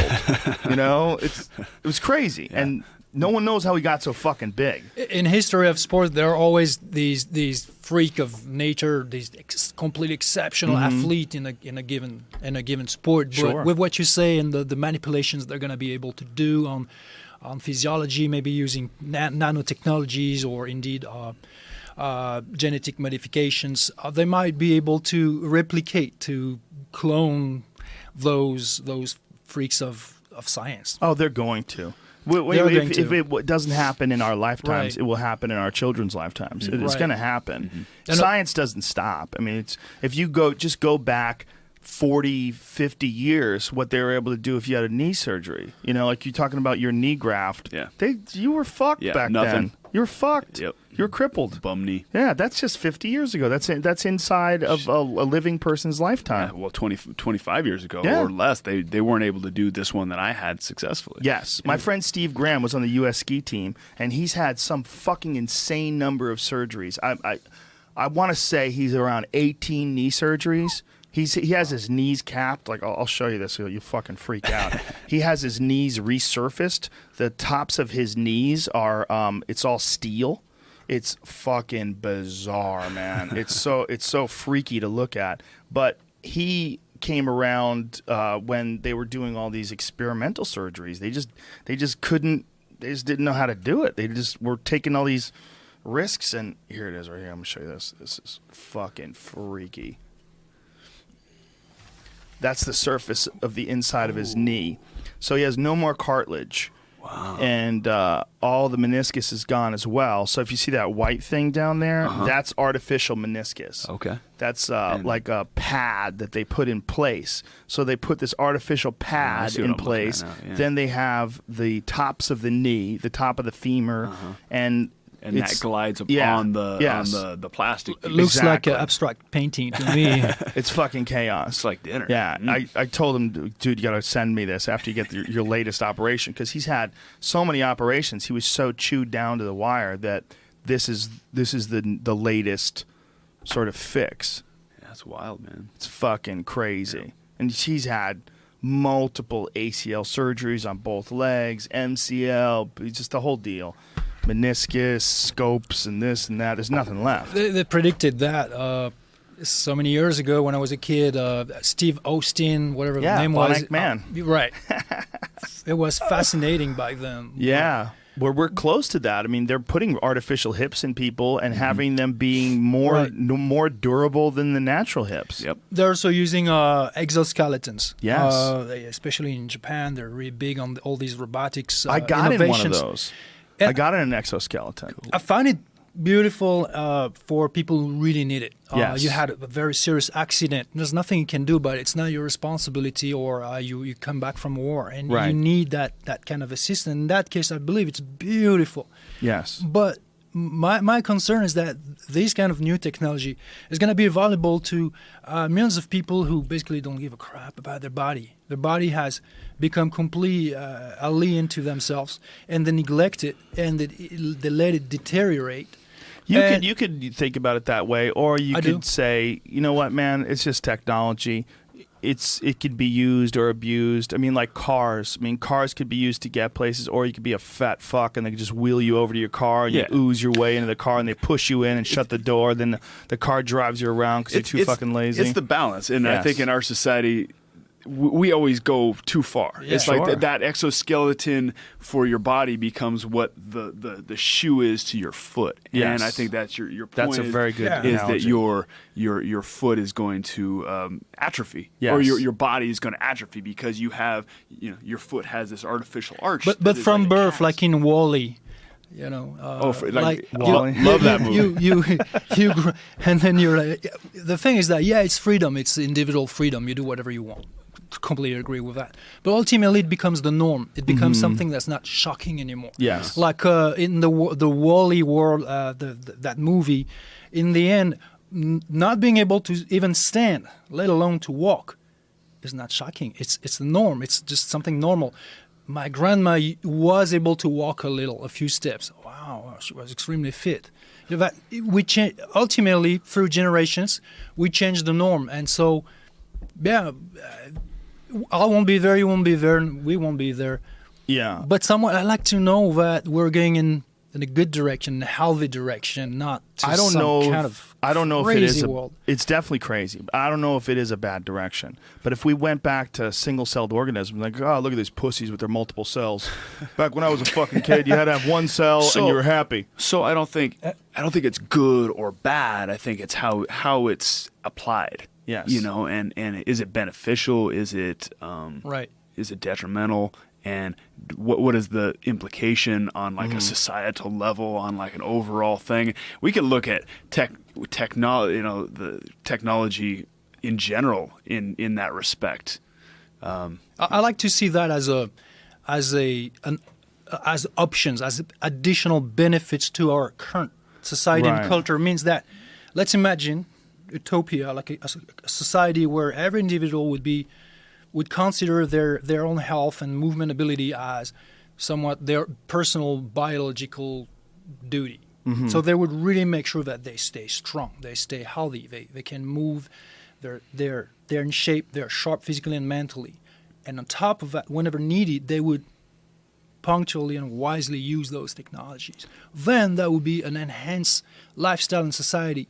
But when you have people, it's just there to support people who have voluntarily disempowered themselves, degenerated themselves. Then I don't like the direction where that would be going. Aren't we basing that on the current paradigm, though? If we keep moving in the same direction, it's entirely possible that you're not going to need to be in shape or get in shape. You're just going to be in shape. You're going to have something that they've invented, whether it's some sort of a biotechnology or what have you, where you never get out of shape. You're always physically fit. Your body regenerates tissue. If you lose an arm, it grows back. Yes and no. It doesn't mean, because here's the problem. You won't be the master of a technology. Somebody else will. The same way, it's like if everybody stops growing, if everybody stop growing their food. Mm-hmm. So when you're hungry, you need that food to be delivered to you, to be produced for you. If at some point the production of food is in the hands of very few people, there's no freedom anymore. Okay, so you say, yeah, but it allows you to be always strong, always fit, always healthy. Yeah, but the technology is in the hands of the few people, and when they want to take it back, that sounds like some Illuminati type shit. But it's that you don't have to go into a conspiracy theory to think about, are you in control? Is it something that you can fix yourself? Like when you have a car or a bow or something, can you fix the technology yourself? Does it belong to you? Do you control it or not? I think you're talking about things in a practical sense, and I agree with you. In a practical, sort of a pragmatic approach. Yeah. I'm extrapolating 100 years from now when it's nonsense, because I'm saying there's going to become a time in the future where there are no natural athletes because there's no natural people. We're we're just a few years away from being symbiotically connected to electronics. We're pretty close now with phones. You leave the house without your phone, you freak out. Very few people live without a car. You know, you have your navigation system to get you around. I only remember like 3 or 4 phone numbers now. When I was a kid, I remembered everybody's number. I could be able to call my friends. I could be able to call my house. I fucking barely know my own home number now. So I give someone my cell phone number after think. You know, I have to think about that number. So you do give up some of your control. You get Google. you get all sorts of good shit as well. I think true, and the bad shit that comes with it. Yes. Though. Right. So what? 50 years ago, they started, or maybe longer, I don't know.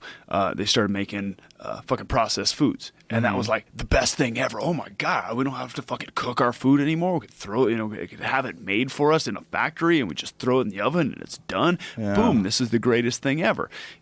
Fast forward, 30, 40 years, and now we're fat and unhealthy, and our trans fats, our and national corn syrup GDP, for our healthcare is fucking, our healthcare cost exceeds our fucking gross domestic product for the fucking United States, and we're just, there's good parts of it. Yeah, they probably made food safer in a sense. Less people are dying from fucking listeria outbreaks and that sort of thing. But on the flip side of that, now we're really fucking sick and fat. I 100% agree with you, Carlos, because it's not like you could say, wait, we won't be there when this will happen. There will be some adverse consequences to all this, but we won't see it. No, it's already here. It's already altering people's life today as we speak. The people are listening to us, maybe suffering from this and that. They don't even know why.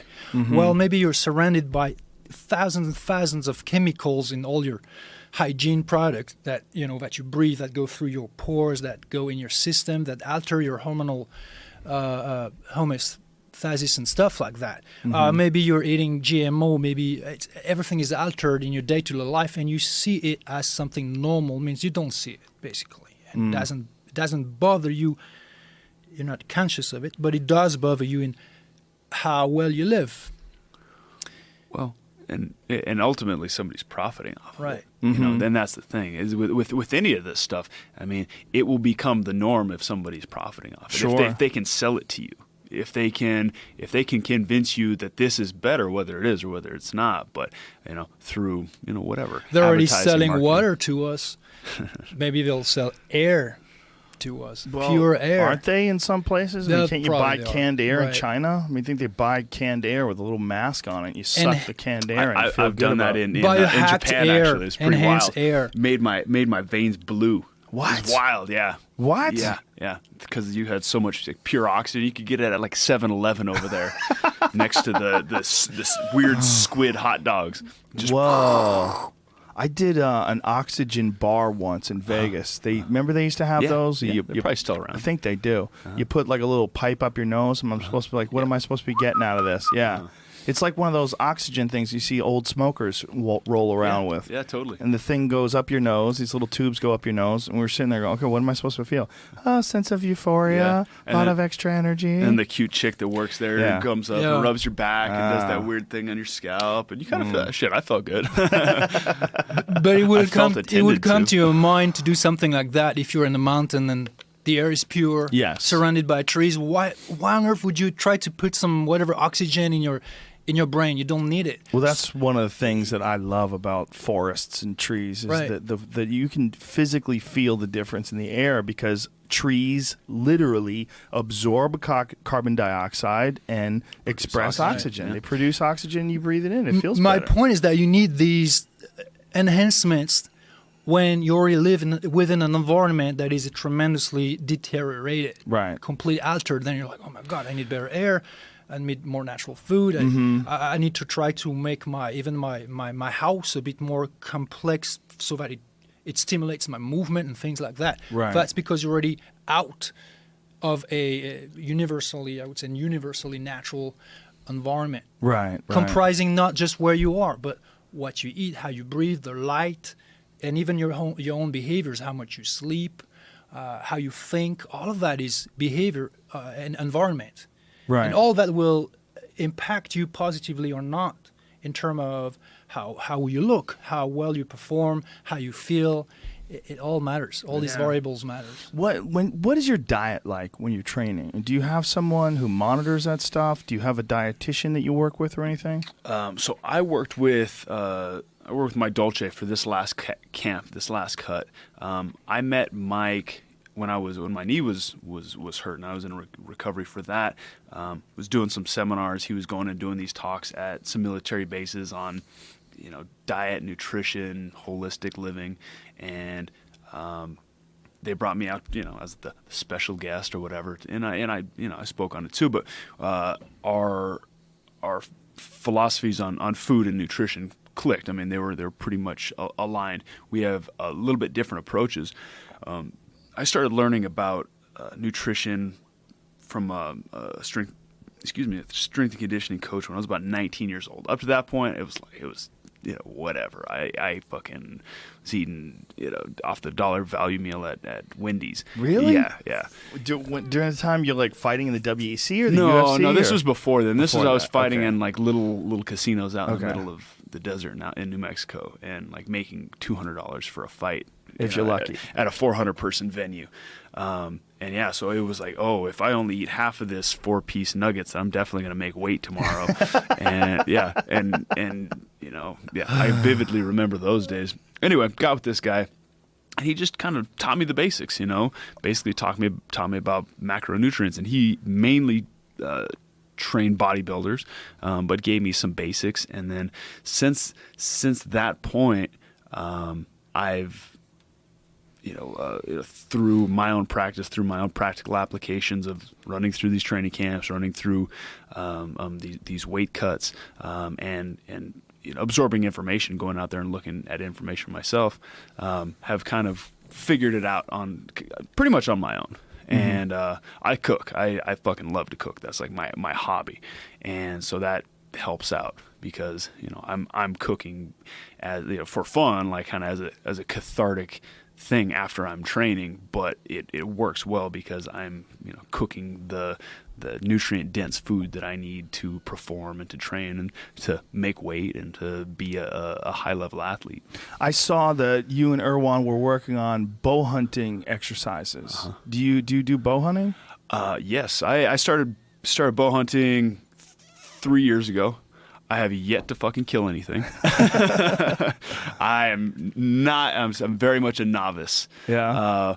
But I'm learning. And is anybody teaching you? Yeah, I've gone with some guys, some older guys that are my dad's age. My dad's not an outdoorsman at all.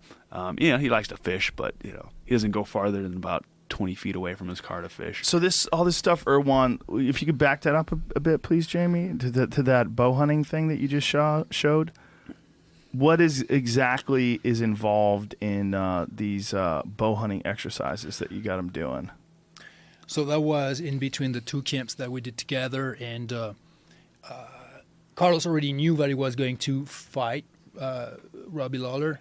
Shooting lefty, huh? But it was somewhere... No, actually, right. We were just fucking around both ways? Yeah. Yeah, it was somewhere late September, if I remember well. And New Mexico is the best spot to hunt elk. Next to Colorado. I was like, New Mexico and Colorado are the spots in this country. Yep. New Mexico is the best place to just live. Really? You think? Well, no, let's not Get on say the that. Let's microphone keep a it bit. a secret. Why do you say that? Diego Sanchez lives there? No. Yes! The beauty, the landscapes. But again, it's all the people will prefer another place. But there's a certain energy.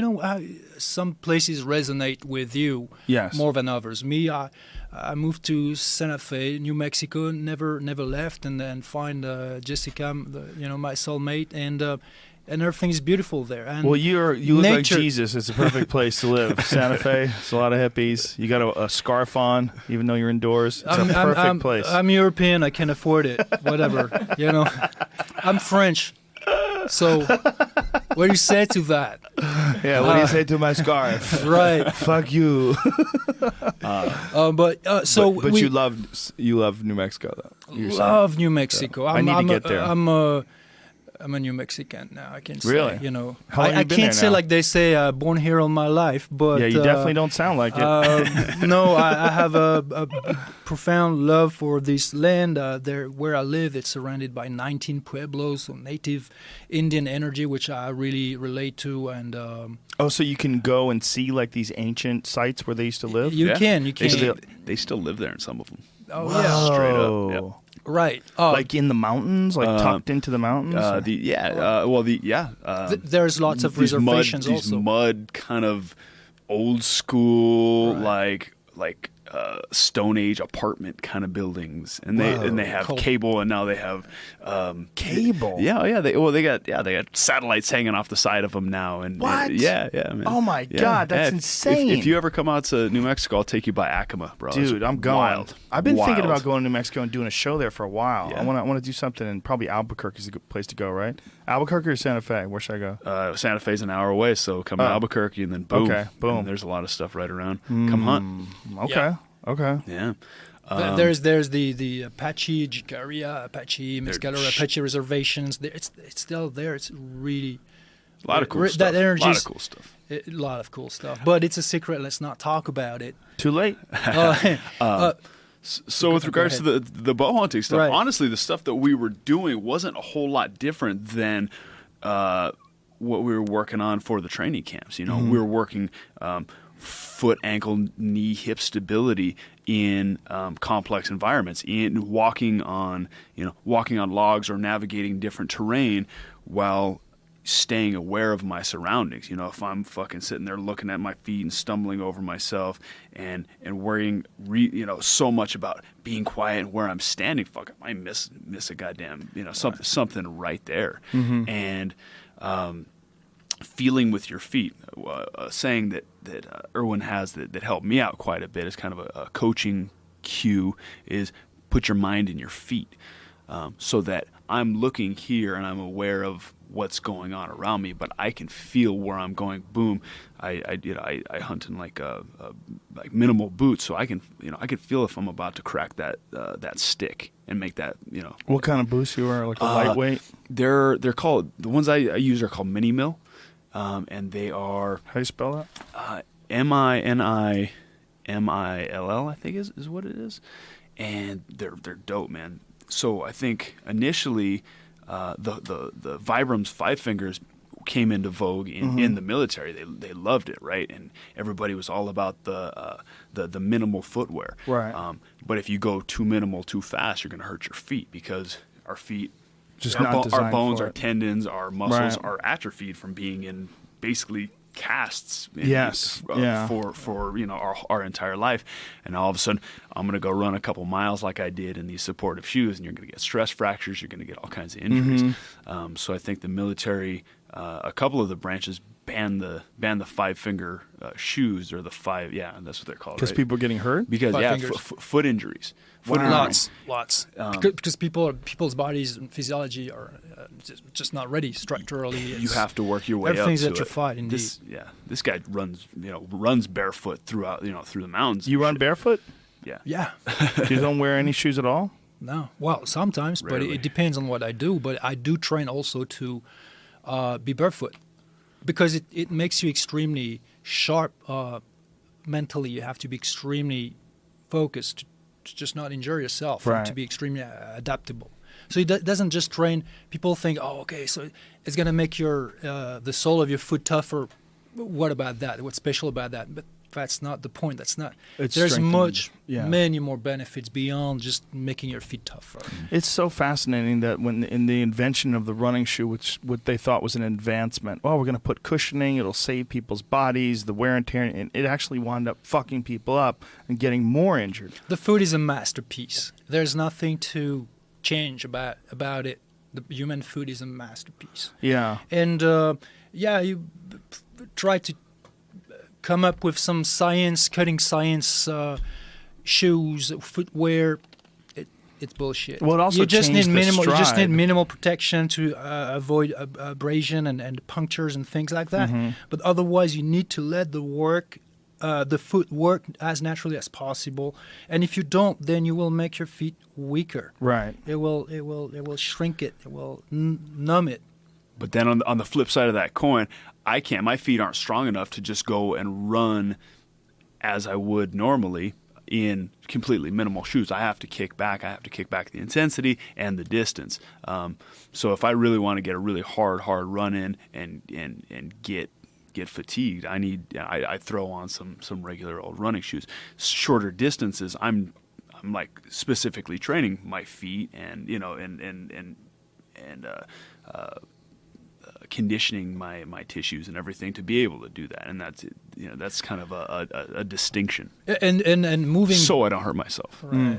Moving barefoot in wild environments is not it's not mandatory. To people say wanna Mandatory. mandatory. Well, forgive my It's okay. French. I just when I have to do the math in my head as to what you said, I feel like I have to clarify for the people listening. All right. It's okay. Well, thanks. That's good. Thanks. You don't have. It's not mandatory. Mandatory. Mandatory. Mandatory. Thanks, Joe, for correcting It's all right. my flawed English. It's very good English. It's way better than my French. You start resetting your body in a more natural way through these natural movement patterns, and you can do that in indoors environment, even wearing some minimal footwear. and then you remove the footwear, and then you start to expose the body through this natural movement on more challenging, more complex environments. Ultimately, if you want to, you can go through these more, say, badass trainings where it's like the real deal. You're in the wild. There are maybe cactus and sharp stones and all kind of things, and still you can do that. But that doesn't mean that you have to do that right away or that you ever have to do that. Right. The bow hunting practice was, these balancing movements. The point was not just the movement itself. Is when you move in complex environments, there are also situations. If, for instance, you're hunting, your goal is to catch the game. So you need to be aware of what's going on. You need to avoid being detected, and you need to look and scan your surroundings and be as light as possible, as silent as possible. If you're already in trouble with your movement, if you're already struggling with your movement, how much of your brain activity and awareness is going to be dedicated to the situation itself, which is the hunting part? Right. Because the movement part in the environment part is already, it's not there. You're struggling. It's not just a matter of, I have some cardio, so I'm good. No, well, maybe you have a hard time just kneeling, just getting up and getting down, let alone in a supple, silent, smooth way that is not detectable. So bow hunting kind in of things particular, we're training.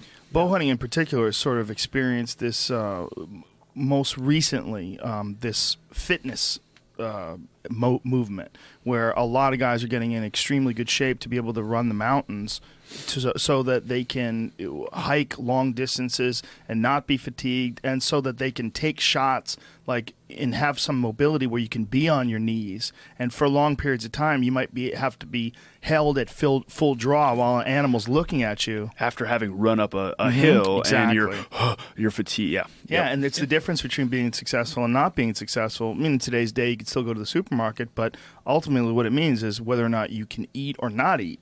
So you have to be in physical shape to be able to do that kind of hunting, and a lot of it is at high altitude, so you're trudging through the mountains with low oxygen. Both the body and mind have to deal with so many diverse variable changing, and that's adaptability. It's about adaptability.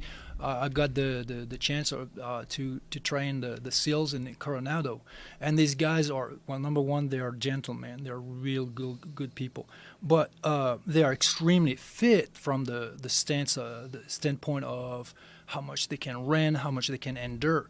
But I would challenge them with very simple movements, such as some of the movements we've trained together with Carlos, when you are in that split squat position and you pivot, reverse your orientation from forward to backward, and while maybe holding a stick that represents a rifle or a bow, or it could be a camera if you're shooting photos.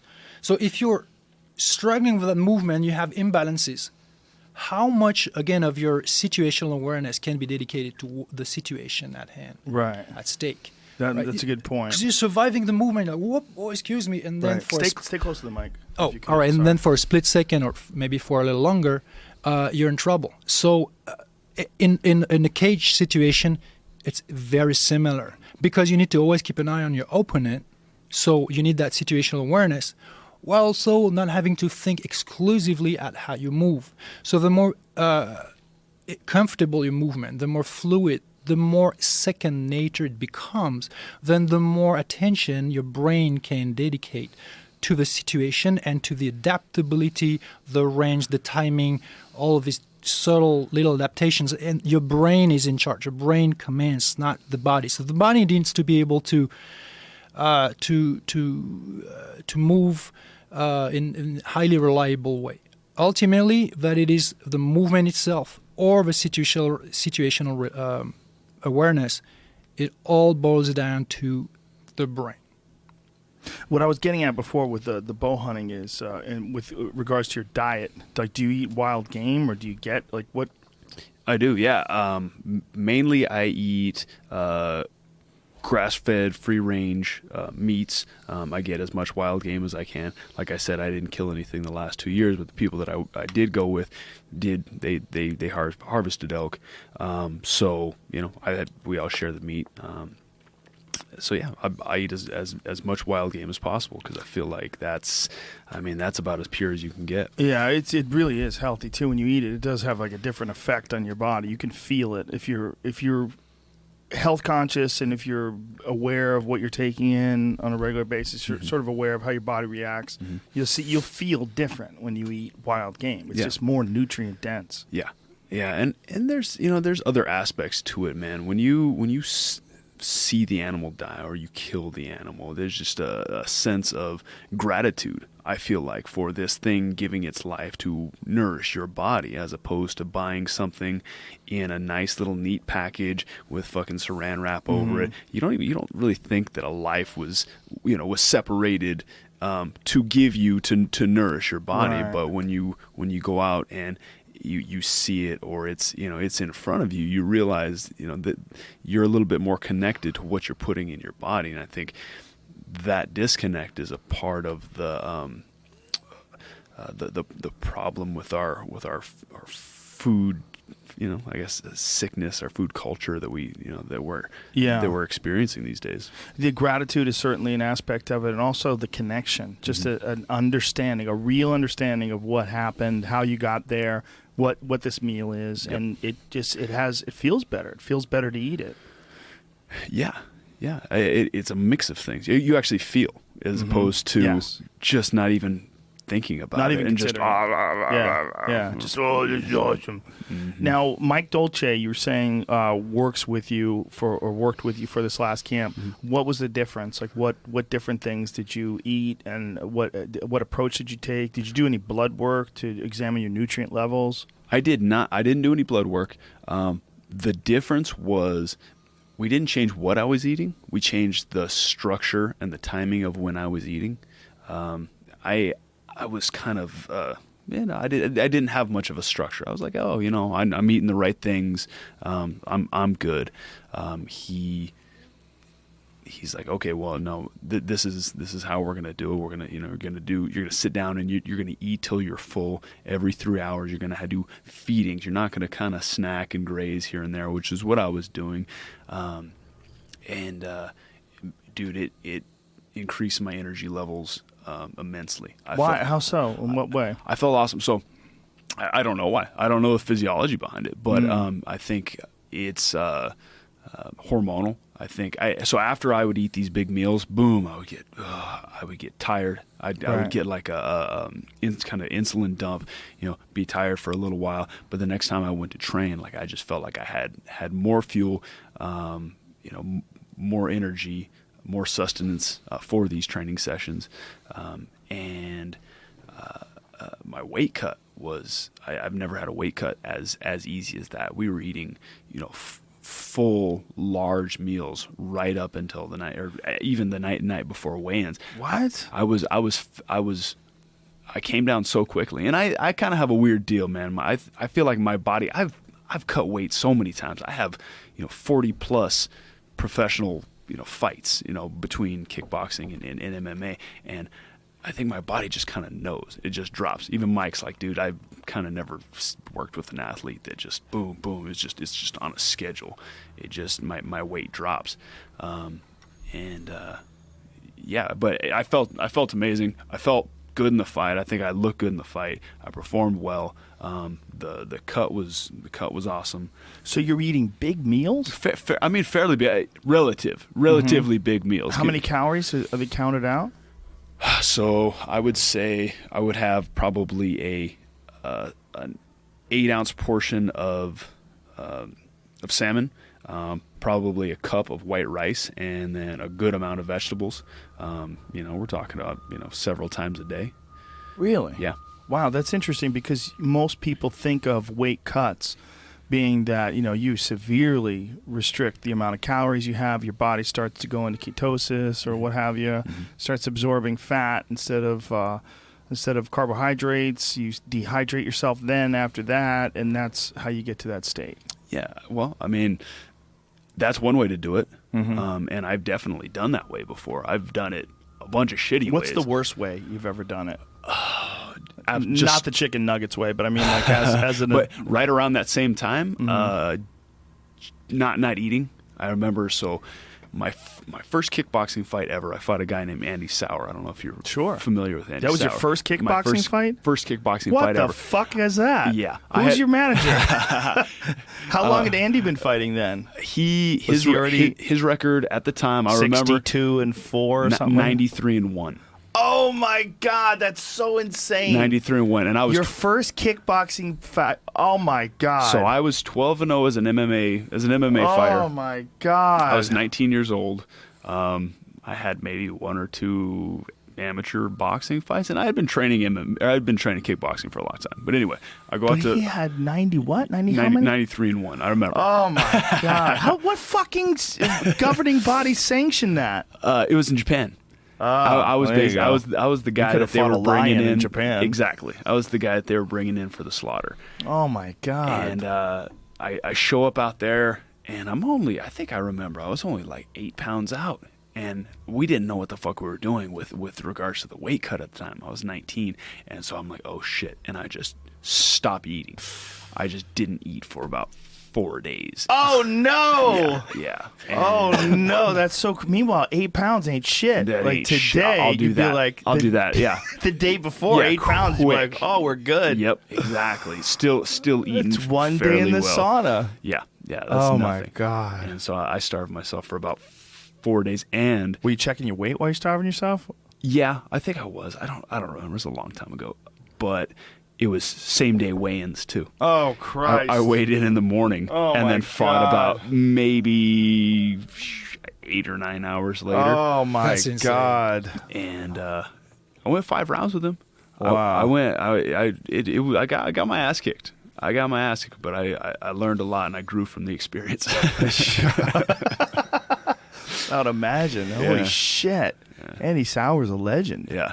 That is so crazy. That was your first kickboxing He fight. TKO'd me with 17 seconds left to go. He had chopped my legs down to the point where I couldn't even stand. I was falling through the ropes. I was all fucked up. Wow. Yeah. It was awesome though, man. It was dope. It was cool shit. I went back in. I came back to Albuquerque. I went down to the gym. And these guys that had been kind of throwing me around up to that point. I specifically remember Diego Sanchez. I mean, at the time, he's like King of the Cage champion. He's like the man in New Mexico, man of Jackson's, and he always gave me a really, really, really tough fight or tough sparring matches at the point. And after I went through that experience, it was just kind of like, you can't do shit to me. Wow. It's nothing. Just changed you. Yeah. That's interesting. That's amazing. But what a fucking crazy matchup that is. Yeah. That's criminal. You should Yeah. find out whoever matched you up and go beat their ass. I know who did it. I'm glad. I shake their hand. That shaped me. you know? Well, for a guy like you Yeah. could handle it. But Yeah. goddamn, that could have And I think ended they a lot knew of that. people. It's the They knew Stockholm that. syndrome. Stockholm syndrome. Yeah. Right. Yeah. Right. No. Yeah. Becoming friends with your captors. Right. That's insane, man. What a crazy fucking matchup. Yeah. I've never seen it. I've never seen a video of it. I think it's out there. Wow. I think even Andy Sauer hit me up on one of the social media, it's like asking if I had ever seen it. I'm like, no, up to this point I have not. It was under shoot boxing rules. So shoot boxing, I don't know if you're familiar, was billed as no holds barred stand up. So it was throws and takedowns with kickboxing, Okay. no elbows. Like Draka. Remember when they used to do that? They were doing that in the United States for a while. Was kickboxing with takedowns. I don't remember that, but that's what this was supposed to be. Maurice Smith did that for a little bit. And standing submissions. What? And, yeah, you were supposed to be able to do standing submissions, and I actually caught him in a few chokes standing. Uh-huh. And I think the rules were if the guy hits his knees, they break it and they stop it.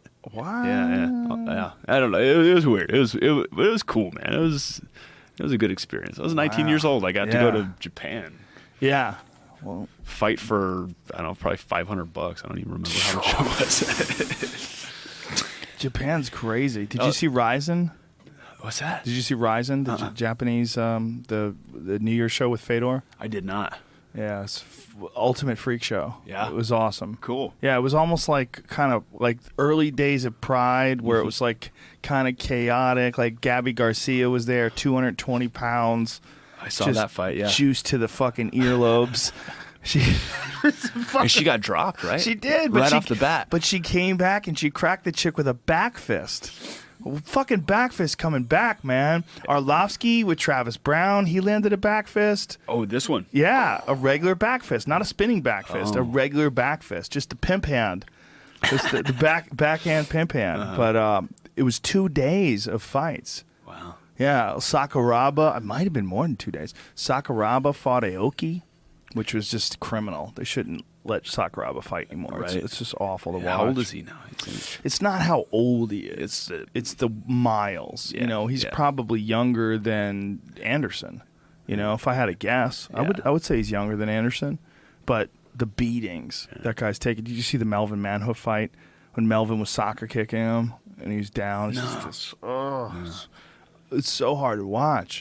Those Vanderlei knockouts that he suffered, those were brutal. Those were ruthless, yeah. That guy's been through the ringer. You know, he's so what a legend though that guy is. What a legend. Absolutely. I remember the first time I saw Pride, I saw him fighting Hoist Gracie. And just wasting him. That was that 90-minute fight. That was that 90-minute one, and Yeah. he had Hoist in that like dead to rights knee bar, Yep. and Hoist would not tap. And Yeah. I forget what ended up happening. Was it a draw? Decision, yeah. Just- Well, it was a draw because they went the 90 minutes and nothing happened. Yeah.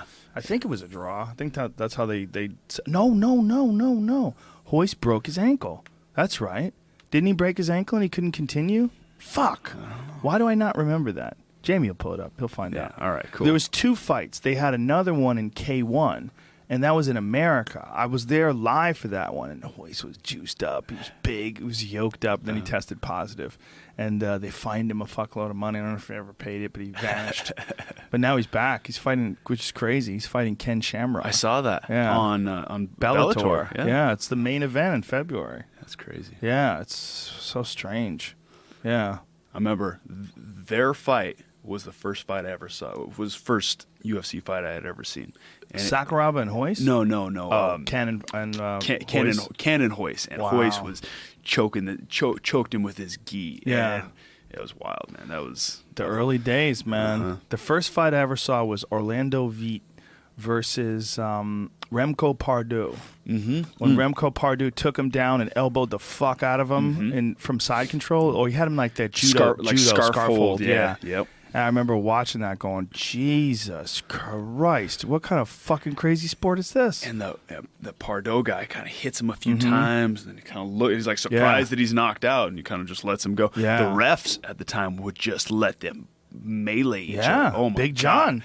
Big John was one of the refs back then, which is crazy. You remember when, what the fuck is his name, fought that ninja dude, Pat Smith. Pat Smith fought some dude who was like doing, like, they had his pre-fight video, and his pre-fight video he's doing like ninja techniques and like fucking all this crazy shit that doesn't really work. And then he got in there with Pat Smith, who was a pretty seasoned kickboxer. Yeah. And it was dropping just wicked elbows on him, and like from the mount, and like knocked him out, and then woke him up, and then knocked him out again before the ref stopped. Yeah, well, he got up and it was just a bath of blood. His whole head was essentially opened up. Boy, that was the early days, man. The early days were really fascinating because I mean, you were around martial arts before the UFC, so you had seen, like, you know, you'd seen karate and you'd seen all these different judo and all this different stuff, and nobody really knew what the best stuff was. I always knew that wrestlers could take you down. I always knew that was going to be a problem because I wrestled in high school, and I had a good buddy of mine, my friend Steven Arduino, when I was doing Taekwondo and he was wrestling. One of the reasons why I got into wrestling is because I didn't think that he could take me down. Like, we were out in the grass. He's like, I could take you down anytime I want. I'm like, bullshit. He took me down over and over again. I was like, this is crazy. It was so humiliating. Like, he just took me down every time he wanted to. And I was like, this is mad. I got to start wrestling. So I started wrestling. It's one of the reasons why I started. Another one, a dude got me in a headlock and fucking threw me down in the locker room. He could have beat me up, but didn't. I was like, God damn it, I'm fucking frail. So I had to learn wrestling. But I always knew that wrestlers could take you down if they wanted to. But I always felt like a guy who knew a little bit of wrestling, was a good kickboxer, would probably be able to keep the fight standing. But then when Hoist started choking people, I was like, oh no. This is a whole different thing. This is a completely different thing. That guy beat that guy from his back. Who the fuck wins on their back? Like, it was just a whole new element. You know, it's interesting because you've been around from the WEC days, which were when you were the WEC champ, like it was so small in comparison to what it is now. Mm-hmm. For you to go from that to that last fight against Robbie in Vegas, which was just this massive fucking media event. You're fighting for the world title. You get there, the place is sold out. It's craziness. The roar of the crowd, you know, it's time. And you, like, what a fucking odyssey you've been through in your career. Because you were there sort of when it was kind of just starting to take off. Yeah, I really got in on kind of the ground level. Yeah. I mean, yeah, even before WEC, I told you we were fighting at like 200, 300 person venues in the middle of the desert. And it's been crazy, man. It's been an incredible ride, and it has been the coolest fucking thing ever, man. I wanted to, as a young kid, none of this existed, but I was into, you know, the like early 90s martial arts movies and the Ninja Turtles. And I wanted to be a ninja. That's what I wanted to do. Of course. I remember that was the second movie that I had ever seen, was the first Ninja Turtles movie. And I came out of there, throwing fucking kicks and spinning shit. And you know, from then on, I was training to be something. Yeah. And just so happened I lived in a time that this came to be, and lived in a city where there was this camp that was, you know, kind of inexplicably good for a small, you know, podunk place like Albuquerque. But not just inexplicably good for what it was, but also for the time, and it evolved. Whereas a lot of those camps that were big back then, like the Lion's Den, they're gone. You know, the Pat Militich's gym, it's gone. Like these gyms that were really big at the time, they didn't evolve, or they didn't carry on, or for whatever reason they stopped doing it.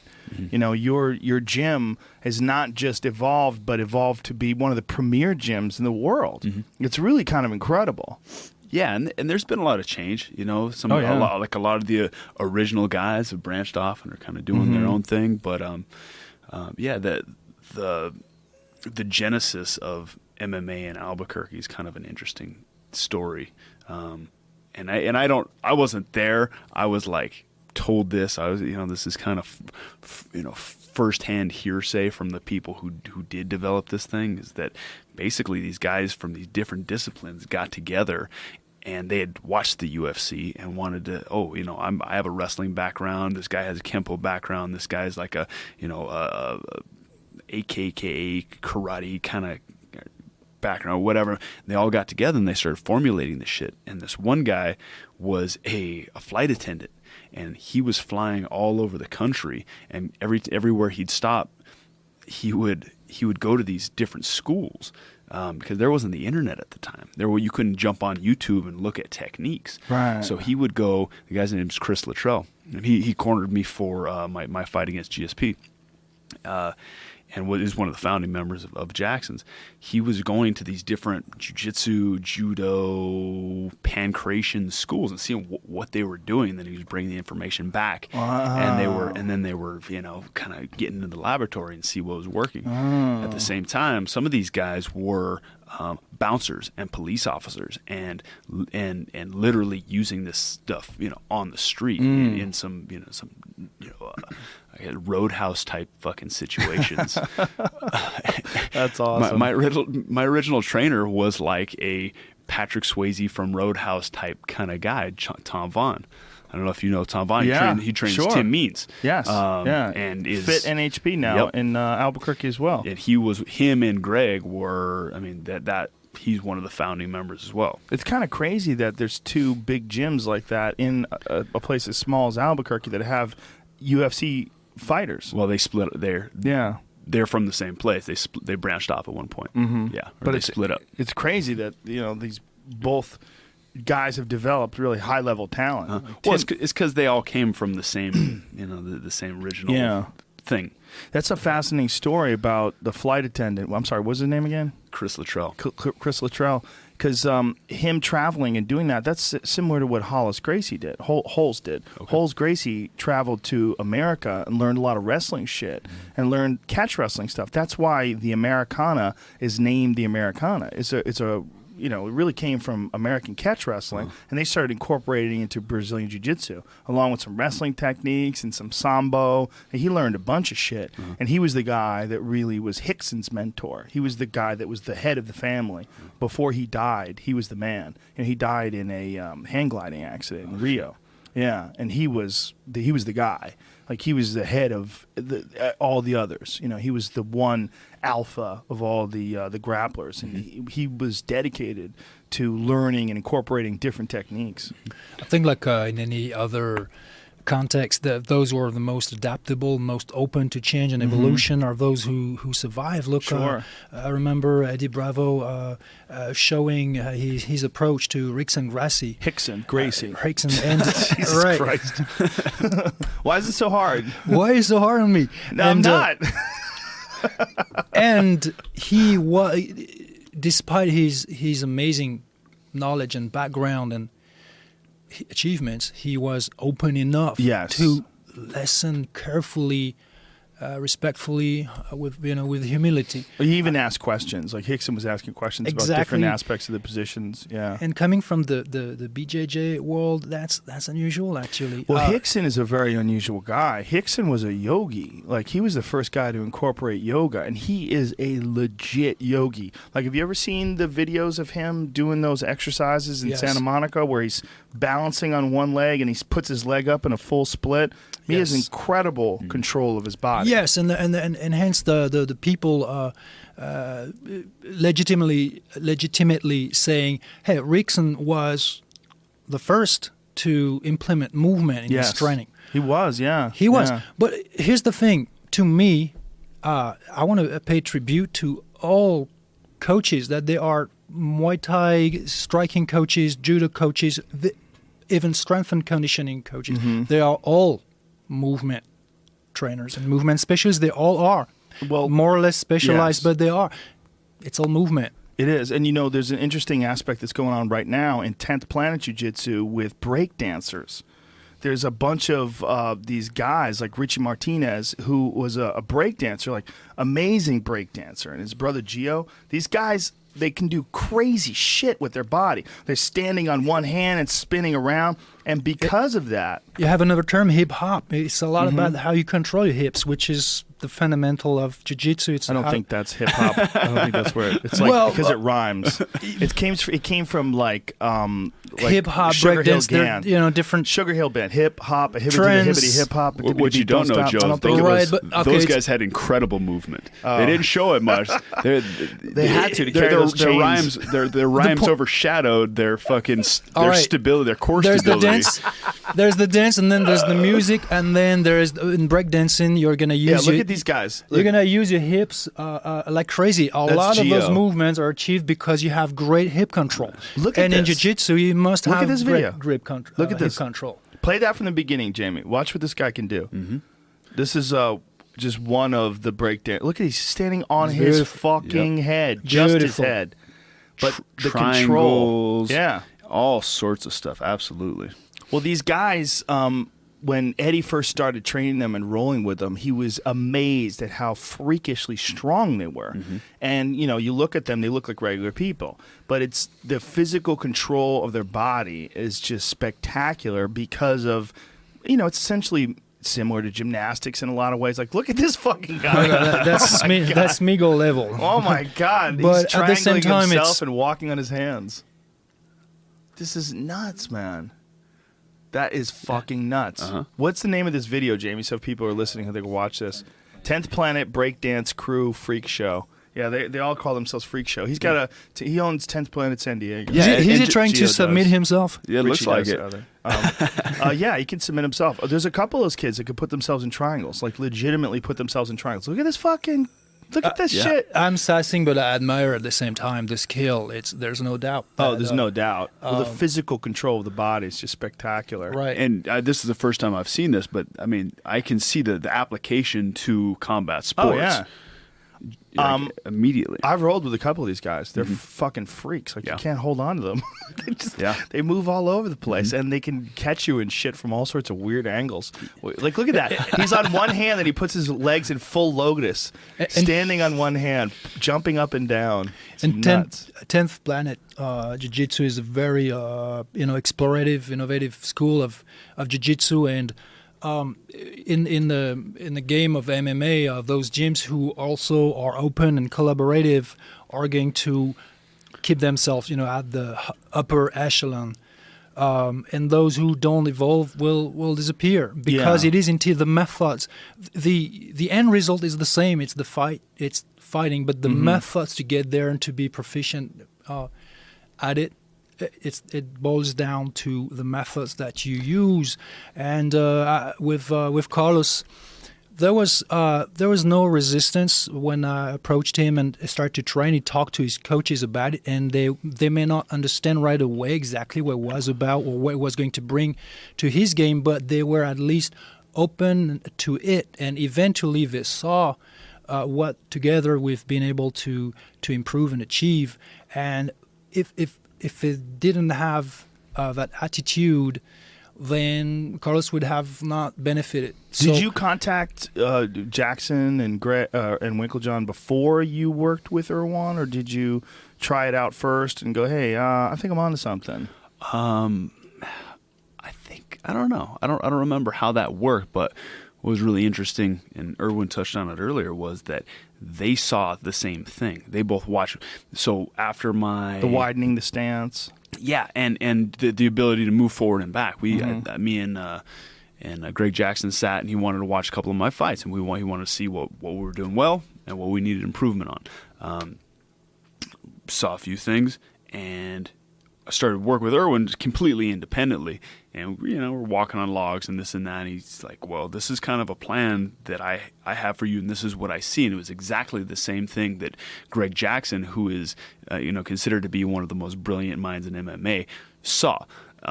Erwin is a movement specialist, and Erwin had a plan and a strategy on how to improve that. What was Jackson's idea of dealing with it? What did he think? Well, he knew what needed to be done. I don't think he necessarily knew how to get there. So he knew that you needed to be able to move in and out better. Yes. But he didn't have any strategy. Yeah, well, I mean, I wouldn't say that he didn't have any strategy. It was kind of, okay, we'll work on that. Let's figure out how to do it. Right. Let's work on that. But maybe just drill it. Yeah, exactly. Drill it. Erwin and I, we videotaped us moving across the same distance, and this dude's fast, man. He's like a fucking deer. He moves really, really, really quickly. He can run. He can Kinda jump. looks like a deer. Yeah, he does. He's got that look in his eyes. I don't find myself in the corner of the wood with me being a so-called deer and this guy with his bow because he shoots like super sharp. Anyway. Threw me so off. Videos, you're going back and forth. And so we're looking at we're looking at this stuff in slow mo, frame by frame, where his body position is compared to where mine is, and what's the difference. He's moving faster because boom, he's more upright. He doesn't have so much weight on his front foot that he has to load and take another half second before he springs backwards. Right. And so we're like, boom, that's it. This is what we need to improve on. This is what we need to do. Now we are going to drill it, and there's a variety of different things to kind of instill that the stance and the posture, as on a neuromuscular level. Are you having other fighters approach you now? Not yet, but Really? no. After I saw that video, I would imagine the video of you guys training together. I'd be like, this Here's is the some thing. I think really there is fascinating still some probably some skepticism. What's this movement coaching? And Right. Like Guy looks like if the guy Jesus, doesn't have wears a scarf doesn't look indoors. like Jesus, doesn't have a man bun and a suave foreign Yeah. accent, it's a ripoff. Yeah. Right? So I think that they don't know exactly what it is about, and they probably believe that it's either it's probably random or. But if you listen to what Carlos says, it was highly specific, because a camp is 3 months. We would train once a week, maybe sometimes twice a week, but that's still a limited amount of time to make those changes happen. So I had to choose my battle, and then I told Carlos, listen, this is what I believe we need to work on and just focus on. And we did that for the first camp. And then the second camp for Lawler was completely different. And highly specific to improving kicking. What were you going to say? You were going to say so we do have some guys that they've been doing this kind of independently. One of the guys is a young guy, and they're fighting on like amateur and regional levels. But I have a feeling you're gonna know their names here, in the next couple of years. They're up and coming guys. They're young, like 21, 22, 23-year-old, kind of making their way. One of them has been watching Erwin's videos since he was like 15 years old. He met Erwin. He was all starstruck. Oh my God, this is Erwin LaCour. How did you even meet? And they are incorporating movement quite a bit. So it's not that they haven't sought him out. They're kind of very interested in this and doing their own stuff and finding this stuff online and watching Edor Portal's stuff, watching Erwin's stuff, and definitely incorporating a lot of this stuff. And then one of the kids is a gymnast. He was a gymnast before, and so now he can do all kinds of crazy shit. I mean, they're all looking for an edge. Definitely, they're all looking for an edge. Yeah. Even Carlos was looking for. Well, George St. Pierre was doing a lot of gymnastics. Pat Cummings does a lot of that as well. It's the same thing. And now we're like we see with Conor McGregor, so it's like this big thing. Oh, this movie. GSP was, he was doing gymnastics for the same exact reasons, to be able to move his body better through space and ultimately become a better fighter and be able to better beat the shit out of people. Because that's the goal, right? It's fun and it's cool. It's a cool way to train, and after the fact, I think this is a cool fitness modality that's very different. And I absolutely love it. I've been an athlete all my life, and I plan on being an athlete till the fucking day I die. How much longer do you think you're going to be fighting? Have you considered that? Oh yeah. Because I've heard you talking about that after the Robbie Lawler fight. I don't know. I'm How old are you now? 31. I'll be 32 in a few months. So you're still in your prime. I am, but this has been a long road. I started fighting professionally at 18. Have had 40, over 40 fights. And you feel it? You get dinged up? I get dinged up, and I still feel great. I think my concern is the long-term neurological stuff that is, kind of coming to light with all this studies on the concussions. And you see me fight. I don't go in there and not take damage. Yeah. I fucking take damage. I take punishment. I'll take two to give one, and that's just kind of my style. And well, you didn't fight like that in the Nick Diaz fight. That was like one of the few fights where you didn't fight like that. Yeah.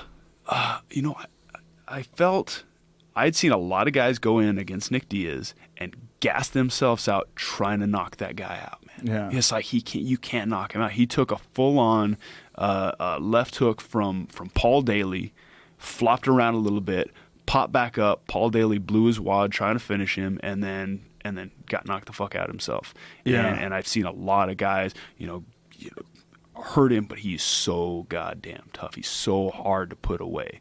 And so, it was more of a calculated approach. As I got flowing later in the fight, I started opening up a little bit. But I think that's what a lot of Nick Diaz's strategy is. He wants to get in your head, and he wants you to fight emotionally. He wants you to sit there and have a face punching competition with him. We're gonna stand here like it's the fucking schoolyard. Was he talking a lot of shit to you? He was, but I knew what he's gonna do. Mm-hmm. I mean, I grew up with dudes like that. My whole life. I was, so I was kind of used to that, and I knew that I was going to have to be emotionally prepared. Yeah, emotionally kind of shut down and just fight a strategic fucking game plan against the guy. Yeah. It was interesting to watch that fight because he was extremely frustrated by that, and he couldn't get you to change, whereas he's been able to like fuck with guys' heads. Like the Frank Shamrock fight, like you could see Frank Shamrock going, I can't fucking believe this is happening to me. Like when Nick was talking shit to him, like, what, bitch, what? And then popping him with a jab. You could see, like, for some people, that shit talking becomes overwhelming with Nick. Yeah. Yeah. You know what's funny is both me and Cowboy fought the Diaz brothers within a few weeks of each other, right? Cowboy lost to Nate, and I fought Nick just a few weeks later. And in preparation for both of our camps, we were switching roles and both fighting southpaw and both fighting. You know, like one round I would fight southpaw and talk a bunch of shit and try to get, you know, try to emulate the Diaz style, and then the next round he would do the same. Did you yell out, Stockton, motherfucker, 209? I did my best impression. That reminds me of a Buddhist monk drill where they're all in their meditation posture and they partner up, and the other guy's like trying to instigate them and, you know, talk crap to them to have them get out of their meditation. That's the drill. Well, there's very definitely similar. something to that. I mean, if you're not used to people that talk shit, when someone talks shit to you, it can be like emotionally devastating. You're like, what? What's happening here? Yeah. But if you're used to, like, fuck you, I've heard this shit. You know, it becomes normal. Yeah. You know, I mean, I tried to explain that to fighters when they deal with online criticism as well. Like, I've talked to guys who would go on like the underground and see like some shit that people were talking about them and just be fucking devastated and get so upset. And I was like, look, man, you got to treat it like snake venom. You get a little bit of that shit in your system, and you're going to be okay. You get a little bit more, and you eventually you build up an immunity to it, and then you go, oh, I get it. You're just a bunch of little cunts who've never accomplished shit. So you're talking shit about fighters, calling them pussies, and like, because to some fighters, you have a loss, and you're like, good, I'm glad he got knocked out. I fucking hate watching that guy fight. He's a pussy. Like, Yeah. and to them, Just it's some like hateful stuff. Oh my god! It's And the initially, it's like whoa. Yeah. After that, you know, I'd never experienced that until after the Diaz fight. Like there had been some, but after the Diaz fight, I mean, you know that it was like, big time. So yeah, I just call it the vicious and what? I call it the unique snowflake syndrome. Like you're told since you're a kid, you're a unique snowflake, but the problem is that they can't stand the heat. Does that make sense? Who are you talking about, though? I lost Who is the unique snowflake? The person talking shit or the fighter? Whoever is like being told all the time, hey, it's okay to be different or it's okay to be this and that. But the problem is that sometimes you do need to hear stuff about yourself that is challenging and to take it. To not crumble. I don't To not crumble. necessarily including know you criticism. need to hear it. I mean, I would appreciate. I mean, man, it's hard because I like both ways. I kind of love like Nate Diaz punching Michael Johnson in the face and then pointing at him. I just fucked you up. Like, it's funny. You know, when Anderson fought Nick and Nick laid down on his back and pretended he was sleeping for a second, I was fucking crying was laughing. I hilarious. love it.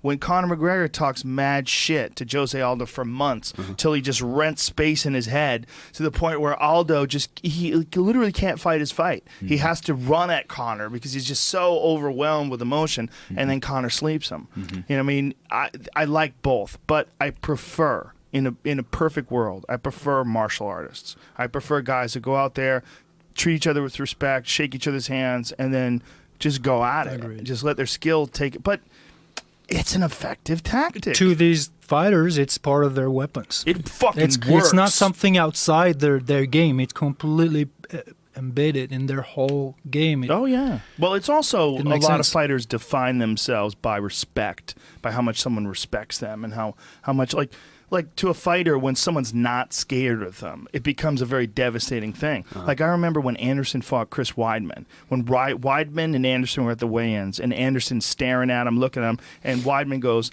I'm not scared of you, dude. I'm not scared of you. And you could see Anderson was like, shit, this guy really isn't fucking scared of me. Like you could see there was a tangible moment where this guy wasn't pretending he wasn't scared. He just literally wasn't scared. And you could feel it.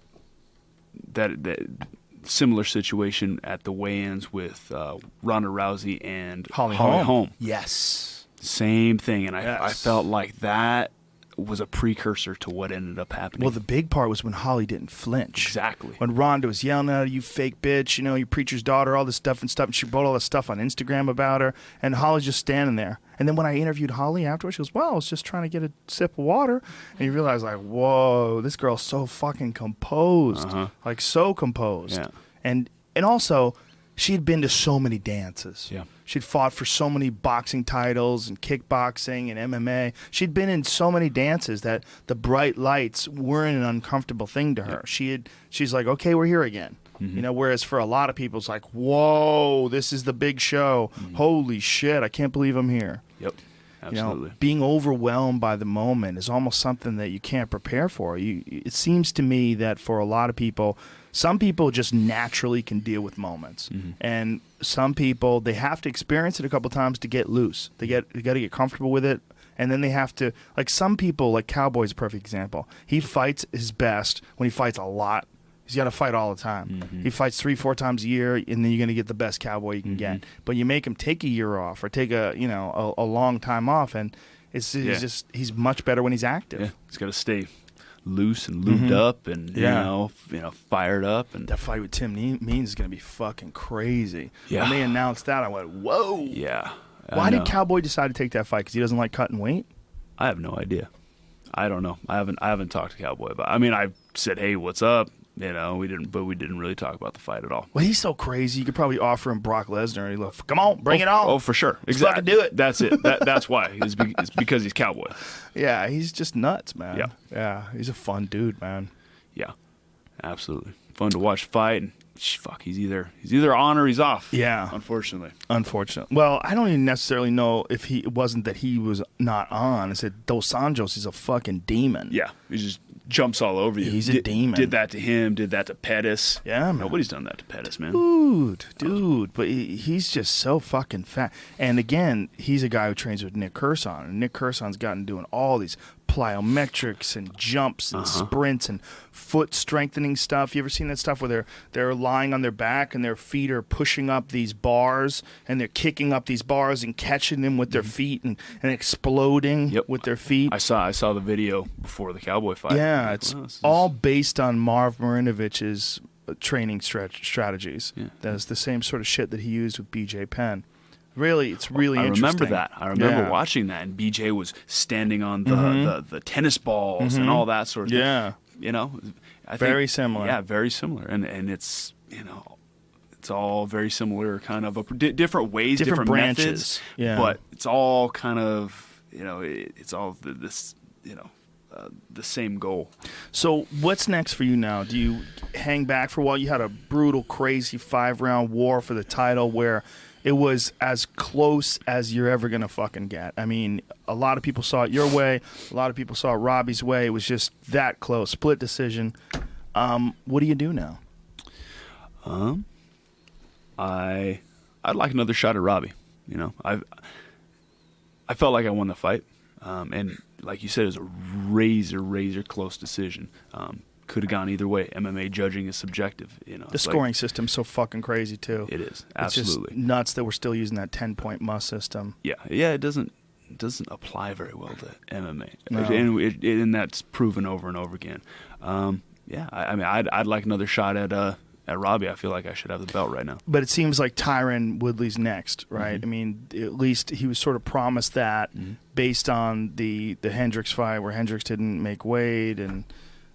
It seems like that's what's probably being set up, but you never know with the UFC. I mean, Miesha Tate was supposed to fight Ronda if she beat, was it Jessica Ai? Is that who it was? I don't even remember. I think that's who it was. And then they decided no. So it's interesting because the UFC kind of decides to call the shots. Has anybody talked to you about whether or not they would do that again? I think it's definitely a possibility. I think the first fight. They made that fight because that was the fight that people wanted to see among any of the contenders. That was the one that got everybody excited. Right. That was the one. And a rematch of that fight? Oh yeah. Come on now. Well, I think as far as public interest, that would be the biggest fight out there. Yeah. But I feel like I just hate when someone gets promised something You know, and I would feel the same way if it was you. Like Tyron Woodley get promised that title fight. If he beat Hendricks fucks up and doesn't make weight, and the fights off, and then Woodley's sort of left out to dry. I feel for him. Yeah, you know, no, and I do too. And shit, you know, I have a loss to Woodley. I mean, and that, you know, that's definitely on my radar to avenge that loss. Does a loss like that, an injury loss, fuck with you as much as a loss by decision, or, you know, I mean, that's a kind of a crazy loss because your knee blew out. Yeah, I think even more so, just because of the fact that I didn't get to do as much as I wanted to do. You know, I didn't get to leave everything out there. You know, this last one, yeah, it's a bummer I didn't take the belts home that night. Didn't go my way, but you know, I pushed it. I was able to fucking empty the tank. You definitely emptied the tank. Yeah, and both did. In the Woodley fight, I didn't. My body gave out, my knee blew out. So, yeah, from that perspective, I definitely see where you're coming from. Yeah, I mean, yeah, he was promised a fight, but I'm not in charge of Tyron. I'm not in charge of picking the fight. I'm in charge of, you know, Carlos Condit and trying to get myself in the best fight. That being said, you know, honestly, that's about the only fight that interests me at this point. Well, I'll tell you what, I wouldn't be mad if they decided to make a rematch. I'd feel bad for Tyron, but fuck, I'd love to see that again. Yeah, I'd love to do that again. That's how much time would you need off after a fight like that? I think I'd be ready to go in, you know, late spring, early summer. UFC 200. Sounds good to me. Sounds good to me. I don't know. Jesus Christ! I don't know about you. That would be gigantic. That'd be UFC 200. That's oh my goodness. You know, I wanted that fight to be legendary, and I think that it lived up to that. Oh, it was legendary. And it was one of the greatest fights I've ever seen. Yeah. So I've probably called 1,500 fights or something like that, something crazy like that. That was easily in the top 10. Just everybody wants to see a sequel. Except Tyron. It's like an unfinished business. Except Tyron Woodley. He's right now listening going, fuck that shit. That's my fucking shot. Yeah, and I understand where he's coming from, but yeah, you I know. get it too. Hey, maybe they can, you know, fucking give him a little Who knows? Side. Listen, Tyron, take a few of these. Kick back, relax. Yeah. Have a good time. Yeah.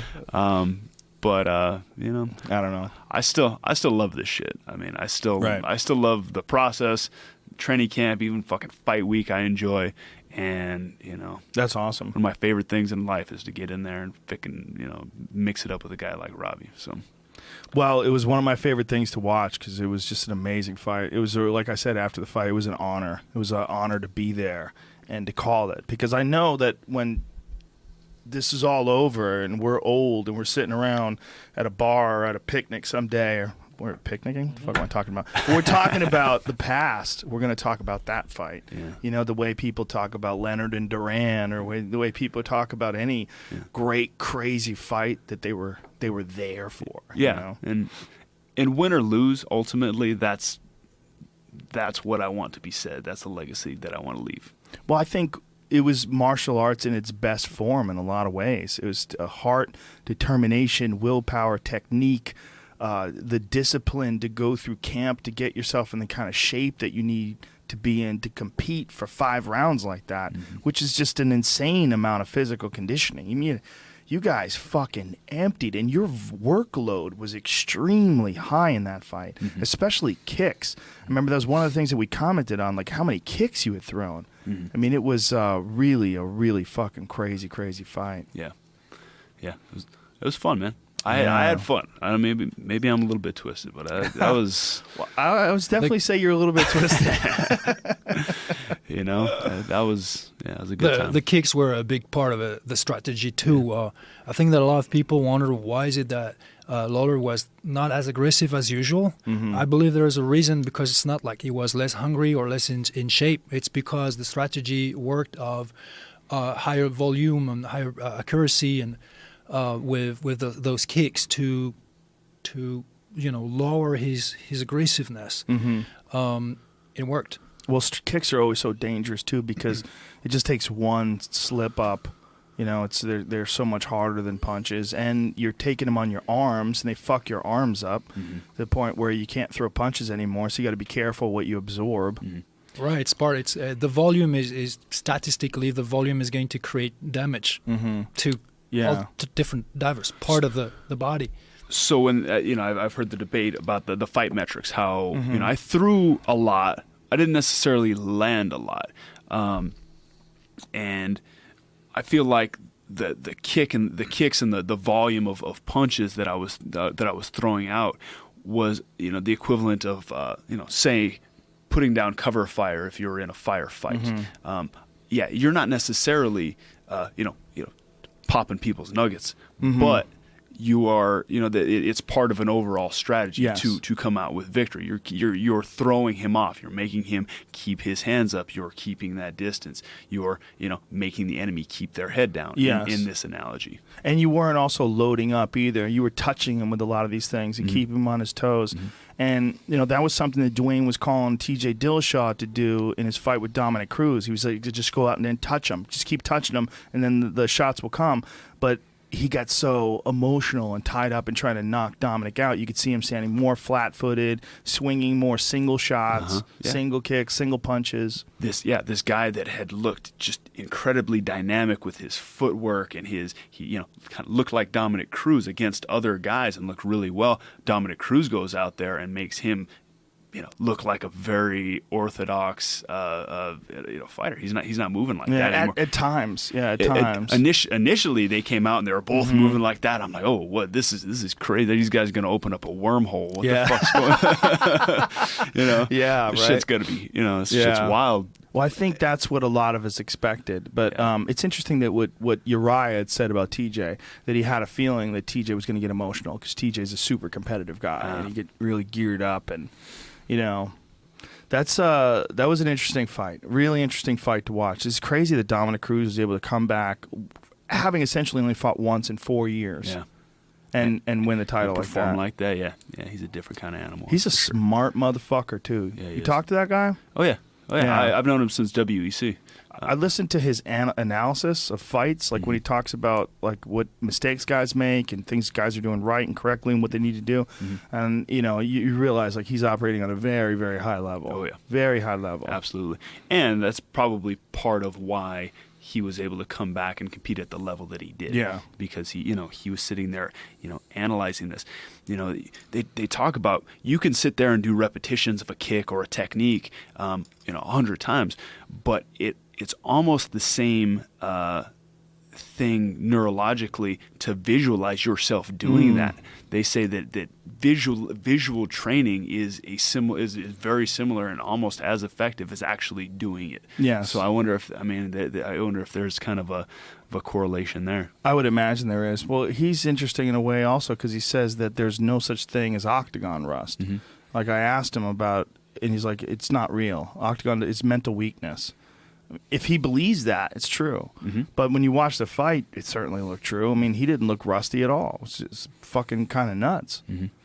I think that's the thing. It's a belief thing. Yeah, he's not going to let that not for one second hinder him. Yeah, I agree with Carlos because in the absence of actual movement training due to his injury, it's very likely that he was still visualizing every day his movements and therefore using his brain to keep practicing the movements even though the body could not follow at that during that time.